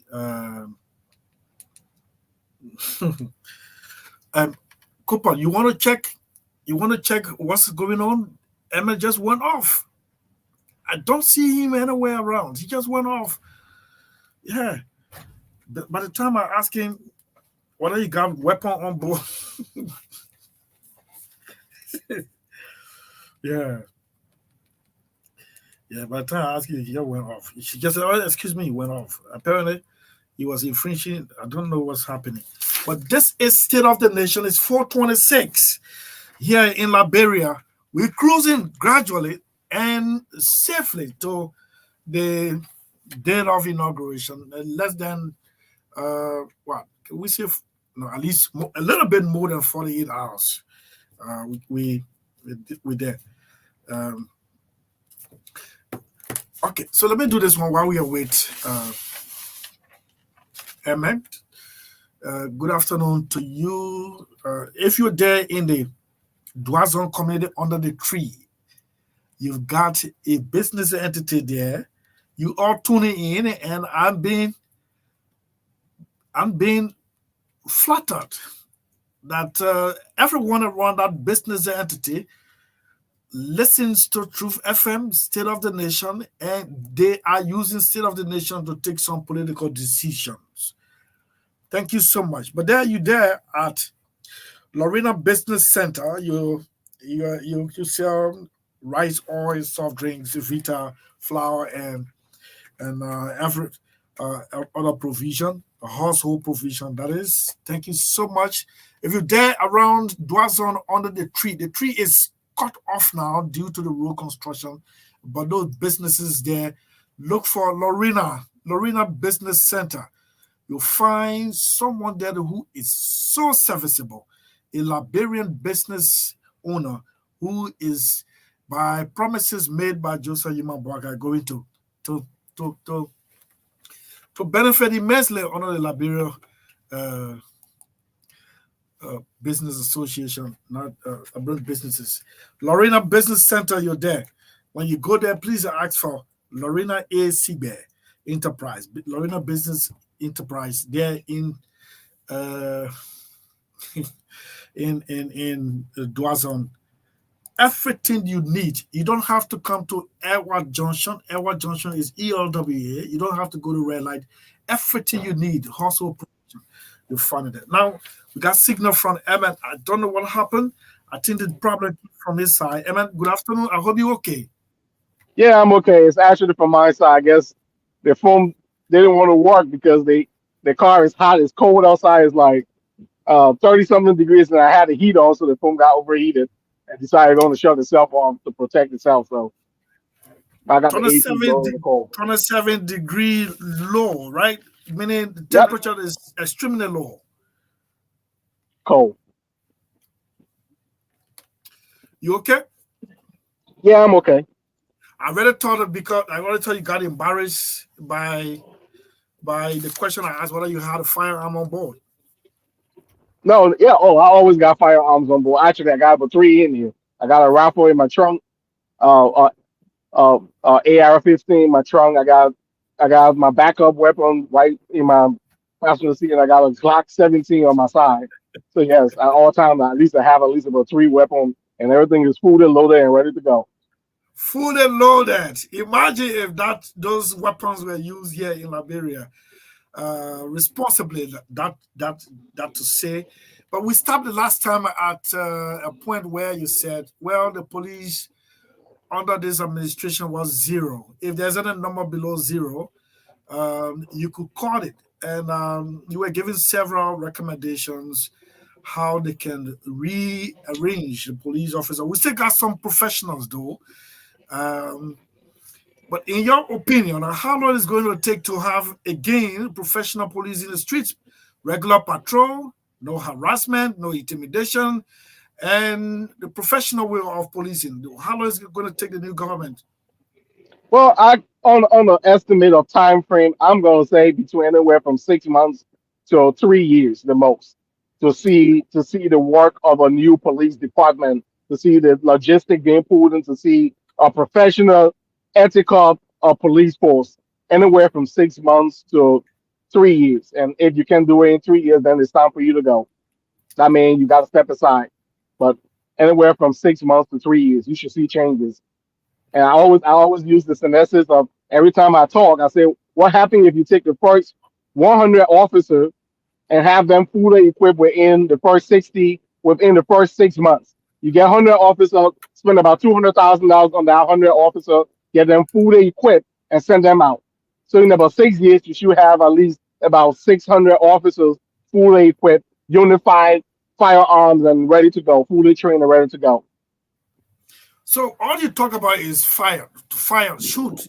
Is that only thing taught at police orientation? Just to shoot? No, when I say firearm, it's not just to shoot, but an officer present. There is a officer present that must be up front, because you see that people challenge officers all the time. Even here in the U.S. where we carry it, I got all these firearms, but I still get challenged. We still face challenges. You got people going after officers and shooting up officers. So even with that, firearm is not the only thing, but you got to get involved with community policing. Officer cannot respond effectively to a situation. Let's say there's an armed robbery across somewhere in EABA, and officers have to respond. They cannot effectively respond because they do not have the equipment or have the logistics to respond to that incident. So unless it is a bank robbery, since we normally have a lot of banks open during the course of the day, there's a bank robbery and a police officer right by. Are we going to wait for ERU to actually respond? Are we going to wait for ERU to come out of their Fishtown barracks to respond? No. You got if you have officer present, let the officer go ahead and start the initial response, and then ERU can come as a backup in the situation. But that's why I keep pushing for training, re-vetting, because you cannot give somebody a firearm if the person is not trustworthy to carry the firearm. We talk about re-vetting. We talk about random drug tests. So those are things that have to be put in place. But I'm saying anywhere between 6 months to 3 years, we should have a professional output of police or professional police force. Oh my goodness! That means that it's like we're far away from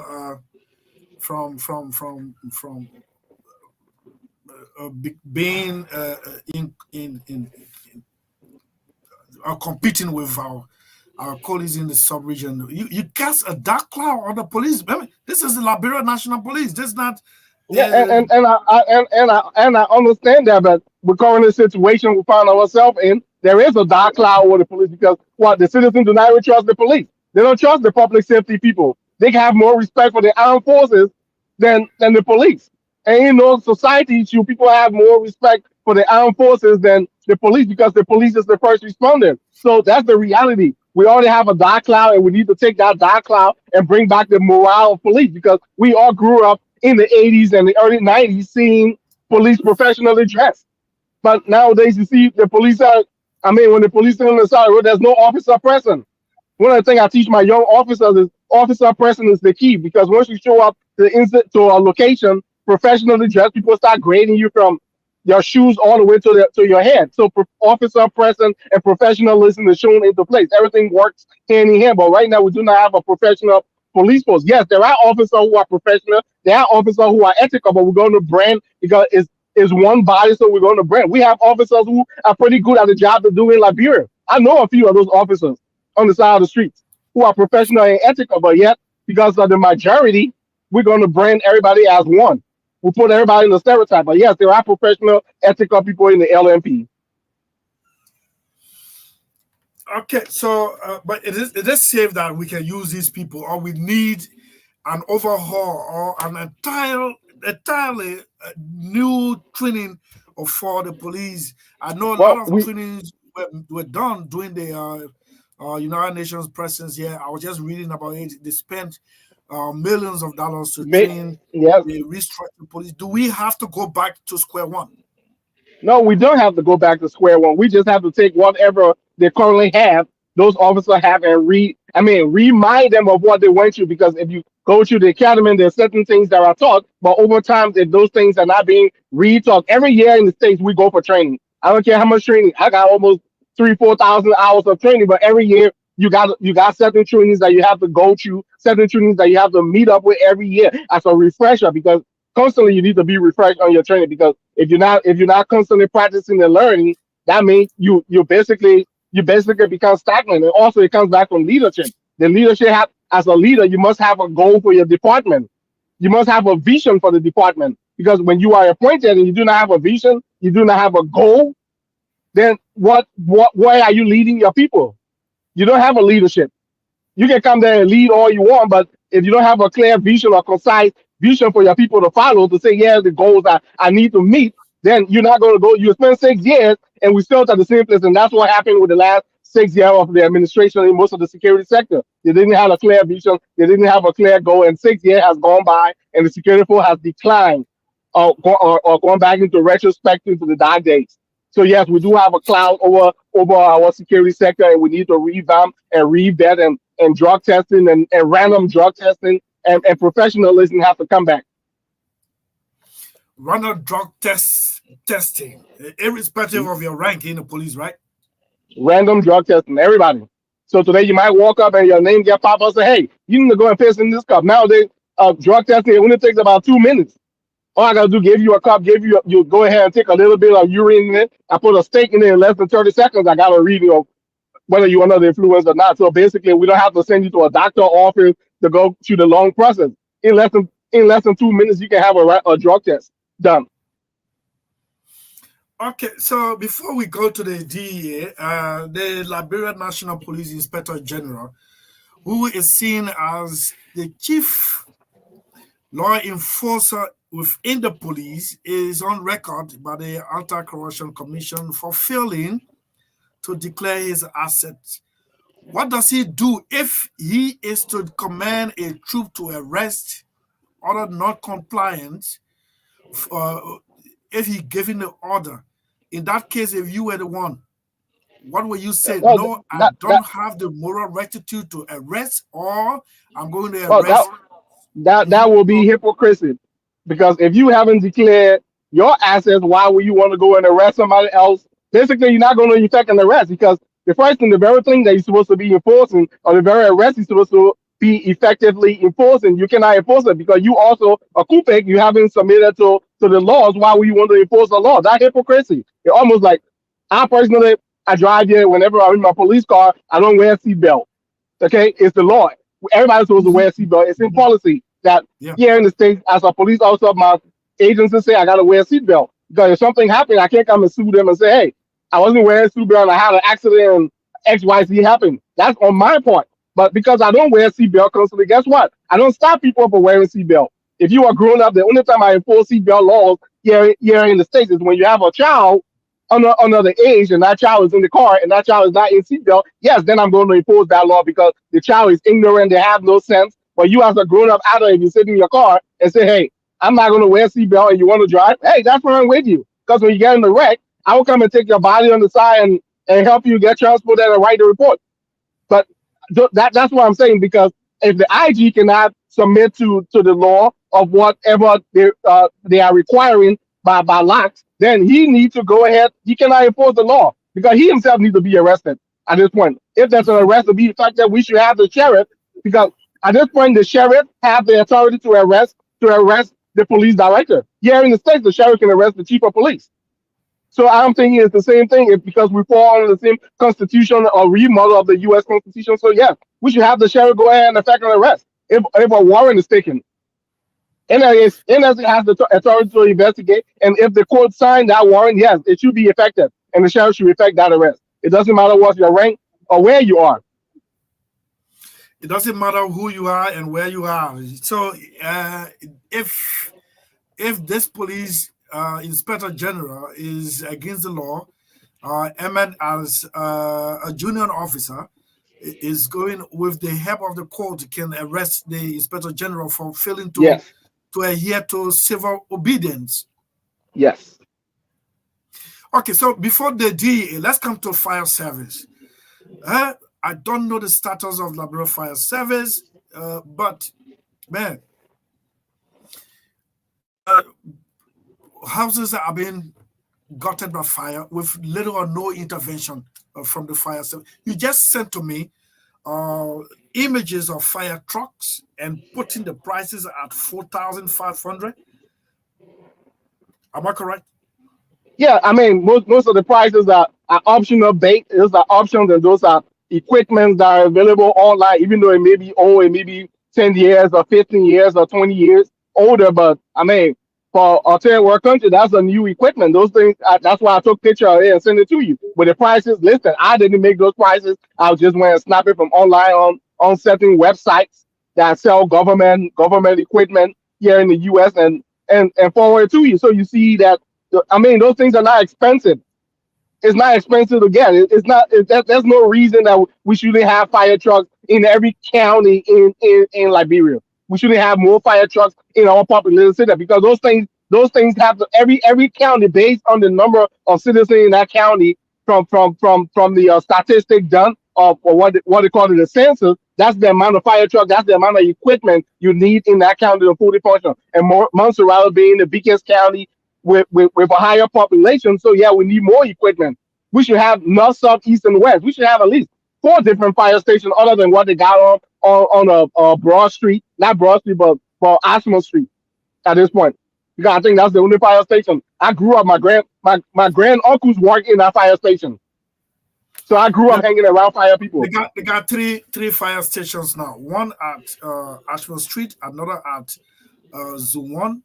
That's on the Bourgeois Island, police headquarters one, and the other is at Ghannasville. Those are the three fire stations I've seen. But they either carry dilapidated fire trucks or there are no trucks at all. I don't know whether those trucks that you just sent the photos, whether they're useful. They are useful. They are functional.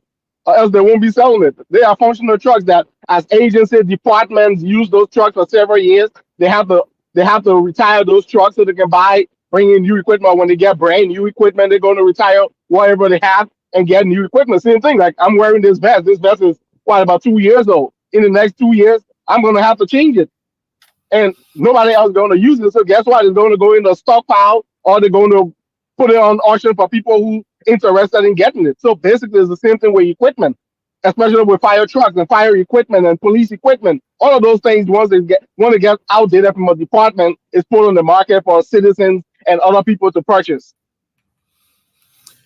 Okay, so what personal intervention can you make for some of those trucks to land right here? Well, basically, 4,500. I can purchase 2 right now. 4,500. Purchase 2. You got the money. I remember the incoming president, then a private citizen, having retired, purchased 8 fire trucks, sent it to Vonjama, his home county, provincial capital.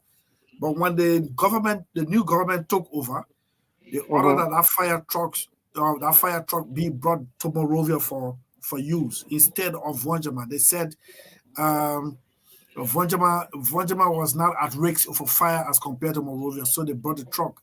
At the time, the former vice president could not stop the government from doing what they were doing, but he purchased it and sent it to Vonjama.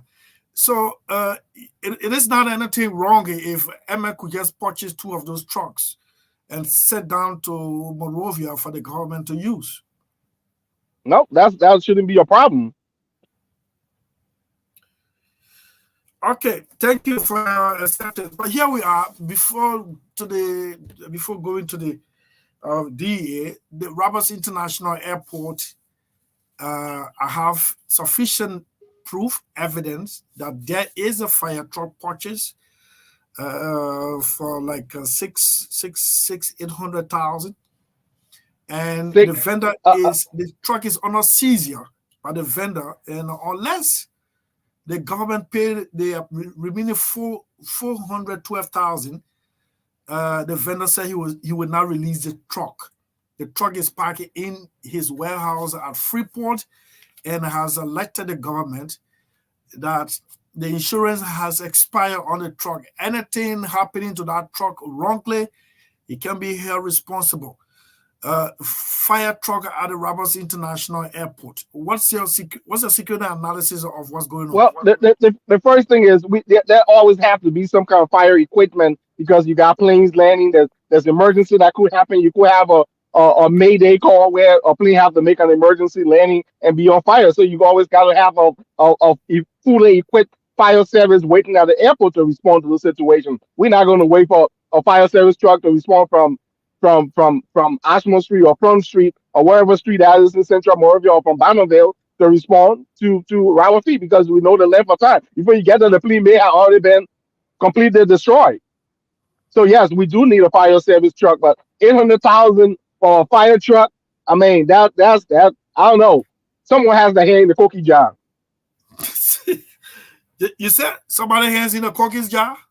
Someone hands has to be in the cookie jar because one fire truck, you saw the prices in the quote of the different fire truck from ladder truck to the, you can get those equipment for less than $20,000 or $25,000. Why would I want to pay $800,000? That's almost like 10, 15, 20 trucks.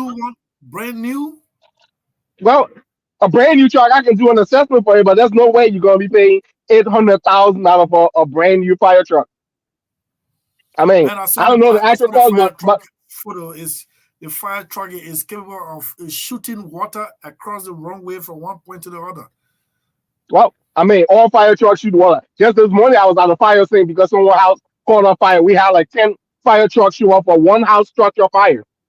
I mean, as the commander, I had JS token over my ship when that fire call came out, and the first thing my job is to go ahead and evacuate surrounding residents and let them know, hey, we got a fire, so we need you to evacuate because there's a possibility of the fire spreading from one house and particles jumping onto the other house. So yeah, we have to evacuate this morning. So yes, I've been on the fire scene. I've been trained as a firefighter, even though I didn't spend time with fire service and responding to fire calls because I personally thought that's just too much. I gave my heart to people who were running to a burning building, but it's a hard job. You have to make some certain decisions, and I was given a scenario. And after I graduated, I'm like, you know what, this is not for me because my calling is not running into a building because sometimes there's the scenario you got to run into a building and there's two kids in a building. You have to decide who's going to live and who's going to die because you can't rescue everyone at a time. So those calls, I just thought that wasn't for me, so I had to leave and decide I'm going to go into policing because I think fire service wasn't for me. But yes, I did go through fire service training,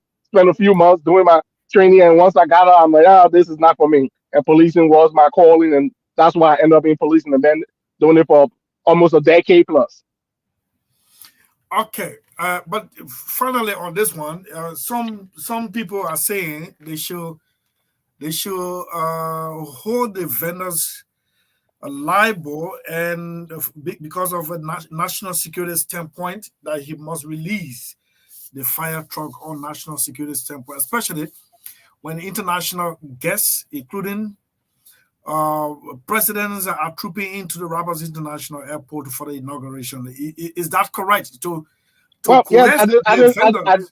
At this point, the government has the authority, they have the ability, they can renegotiate the contract. But yes, at this point, there's a national security issue. So yes, the vendor has to release that truck, and he can make up time for the government to kind of ascertain and to pay his money. But you can't go ahead and seize a property that you're properly negotiated, because if he has a problem, he can take that to court. He can sue the government into civil court to get his money. So you can't come and take a property that you have already received certain portion of the money, and because the rest of it is not there, you can go take the person to court to try and get your money. That's why we have the laws, where you can't come and say, okay, because I buy the car from you, and you hasn't paid me all my money yet, so I'm taking my car from you. No, take me to court.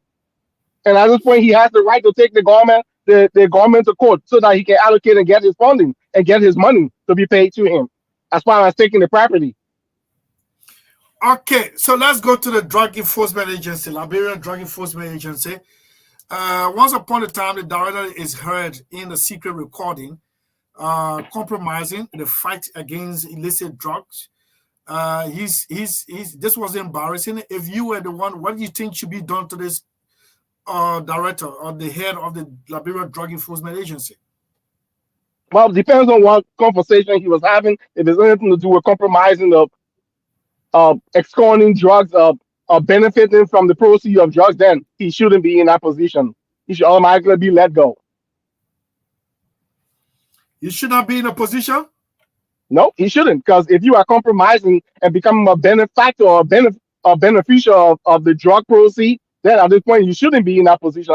I know listen to the recording. It's my first time hearing about it, but if it's something that is recorded and he's compromised in a situation where he's becoming a benefactor or benefiting from proceeds of drugs or in any way compromising the drug enforcement agency in any form of using, selling, or assisting someone to market drugs, then he needs to be out. He should have been out of his position effective immediately. He should have been released and investigated.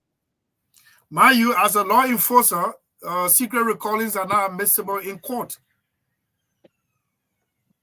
Well, yeah, in the States, every recording, secret recording or not, as long as the person, the lawyer in the US state, as long as the person is a party. Now, if you and myself having this conversation and I'm recording you, I don't have to let you know that I'm recording you. As long as I am a full participant of the recording, it can be admissible and can be used in court. I don't know the Liberian media law with recording, but as long as I personally am in the conversation with you and you and myself having a conversation, I'm recording you, I'm not allowed to tell you that, hey, I'm recording this conversation. I can use that and put it out to the general public and use it in the court of law. Now, if I'm not a part of it and the third party, let's say you and somebody else having that conversation and that person is recording or I'm secretly recording you both, like you and myself talking right now and somebody else start recording our conversation, no, that person cannot use it in court. It cannot be admissible because I'm not a party to it. But if I'm a first party to that conversation, yes, that can be used in court. But as I said, I don't know what the laws are with Liberian and secret recording, but as long as the person is firsthand and that should be admissible and used in court. But I don't know the laws for us as far as media communication with secret recording, so I can't really speak on that, but I can only speak of what I know. Okay, you get solution to the situation, the trouble Liberian National Police in terms of enforcement, law and order. You gave solution to the fire service. What solutions are there for the drug enforcement agency? The first thing we know is it's no secret that most of the agents, I mean, we have some good agents, but most of the agents, I'm going to brand them in one category because most of the agents have ghettos. They directly have people who are selling for them. Most of them are users of the very thing they're supposed to be enforcing. So that's why I keep calling for random draw texting or re-vetting, and that also comes from the leadership, because if a leadership do not have a clear goal, do not have a vision for the agency, then you're going to have all of these misappropriation and misfunction of your agents. That's what the DA is suffering from right now, because most of the people who's supposed to be enforcing the law have their own ghetto. They're benefiting directly from the proceeds of drugs.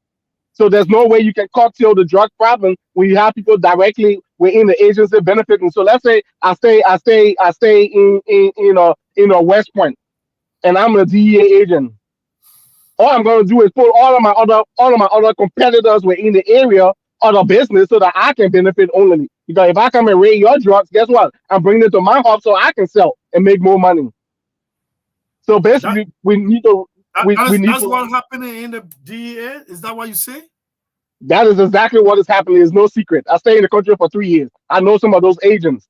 I hang out around the DEA office while I was there. So yes, and I have people firsthand in the DEA who have told me those information. And yes, those people are using drugs. They are selling and benefiting from it. It's no secret.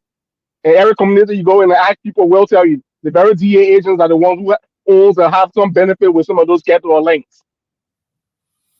Wow. So we got like 6 minutes to go. Unfortunately, we'll not take calls. Let's make use of all the 6 minutes. We are at the terminal period of this administration. This administration that you refer to as did not give you the audience when you came down to give back to your country. They're almost out. They're fading away in less than 36 or 48 hours. What role you would love to play in the incoming government if you were reached out? Well, I would like to offer as much as I can. I mean, whatever the government call me to do, I'm willing to answer the call for national duty. I was telling someone this morning, I'm not hungry. I'm not seeking a job. I'm not hungry for a job. I do have a decent job. I mean, of where I am, I'm in command of men and women. who are professionals. So I mean, I just want to answer the call and follow the footstep of my fathers and my grandfather who served to national duty to bring our country back to where it needs to be, bring that morale back. So I'm willing to serve in any capacity that the incoming government seems fit and feel that my experience, my training, and my academia can put me into place to manifest and help build my country's security force. So it's not a matter of where, it's the matter of how or wherever capacity needing to serve in. I'm serving the military. I've worked fire service. I've worked police. I've worked as a sheriff, and yeah, so I'm open. I'm an open book, and you can go on Facebook and everything that is about me. And most of the stuff you see on Facebook is from years, almost a decade old. So it's not something like okay, the past few days of the past 3 months I started posting stuff on Facebook. All my information have been on the public profile and stuff for almost a decade. Okay, Emma, but you can say anywhere, man. You got your area, your specialty. DEA. Well, my specialty is my specialty. My specialty is my specialty will be public safety. It will be police. It will be DEA. You say Police anywhere. I or would to say you superintendent or statutory superintendent for Swemeka district. well Is there that anywhere? I mean I'm talking about in the capacity of law enforcement and public Ah, safety. Yeah, you okay. can. So you got I what is up? What okay, let's. You got three options. Which one you want to go first, or you want first, or First, elimination? Okay, they police. want to make the massive change and to show the public to get that morale would be the first thing would be the police. We need to revamp the police. DEA comes second because at this point, if we can get the police in line, the police as a whole can also serve as DEA. Yeah, in the States we go after drugs all the time as police officer. I don't have to be specialized in DEA. So the police is the magnitude force of the public safety. And they have more rights than enforcing. The DEA comes second. So yes, if anything, and we have to make a massive change, I would say yes, the police. But yes, the drug enforcement agency will always be the second. As far as fire service, I mean, I don't have much training in fire service. I can provide the necessary contacts and information and website to where they can get the equipment, but I cannot function in the capacity of a fire chief because I haven't had much experience in that capacity. It will be a misappropriation of a misplace of my professionalism. Okay, this is State of the Nation in 3 minutes. We've come to the end of this interview. Emmett Cooper, your dress in your regalia, that shows to me that you are active in the U.S. police. Which department are you? I'm the commander for the city of Stone Mountain Police Department. Sorry? And that's New Jersey? Stone Mountain, as Martin Luther King said, the left freedom range from the Stone Mountain Oh, of okay, Georgia. okay. All right, okay, Georgia. All right. So, so yes, in 3 minutes, tell me if you were called upon by this government, how long it would take you to tender in your resignation with that police department? Well, technically, based on the multiple hats that I wear, per policy, I have to give them 2 weeks. But for professionalism and because I occupy several hats, I also serve as the PIO. I also serve as the emergency management uh, director. So I wear multiple hats. So yes, I would say maybe about 30 days. 30 days. Yes, because I Okay, will have now to get people. it's good to know that you want to come back home to serve your country. A few questions before I go. Do you hold a United States passport? Yes, technically I do. Do you intend to contest a position here, maybe in the long run? Contest for what kind of position? Electoral position? No. Okay.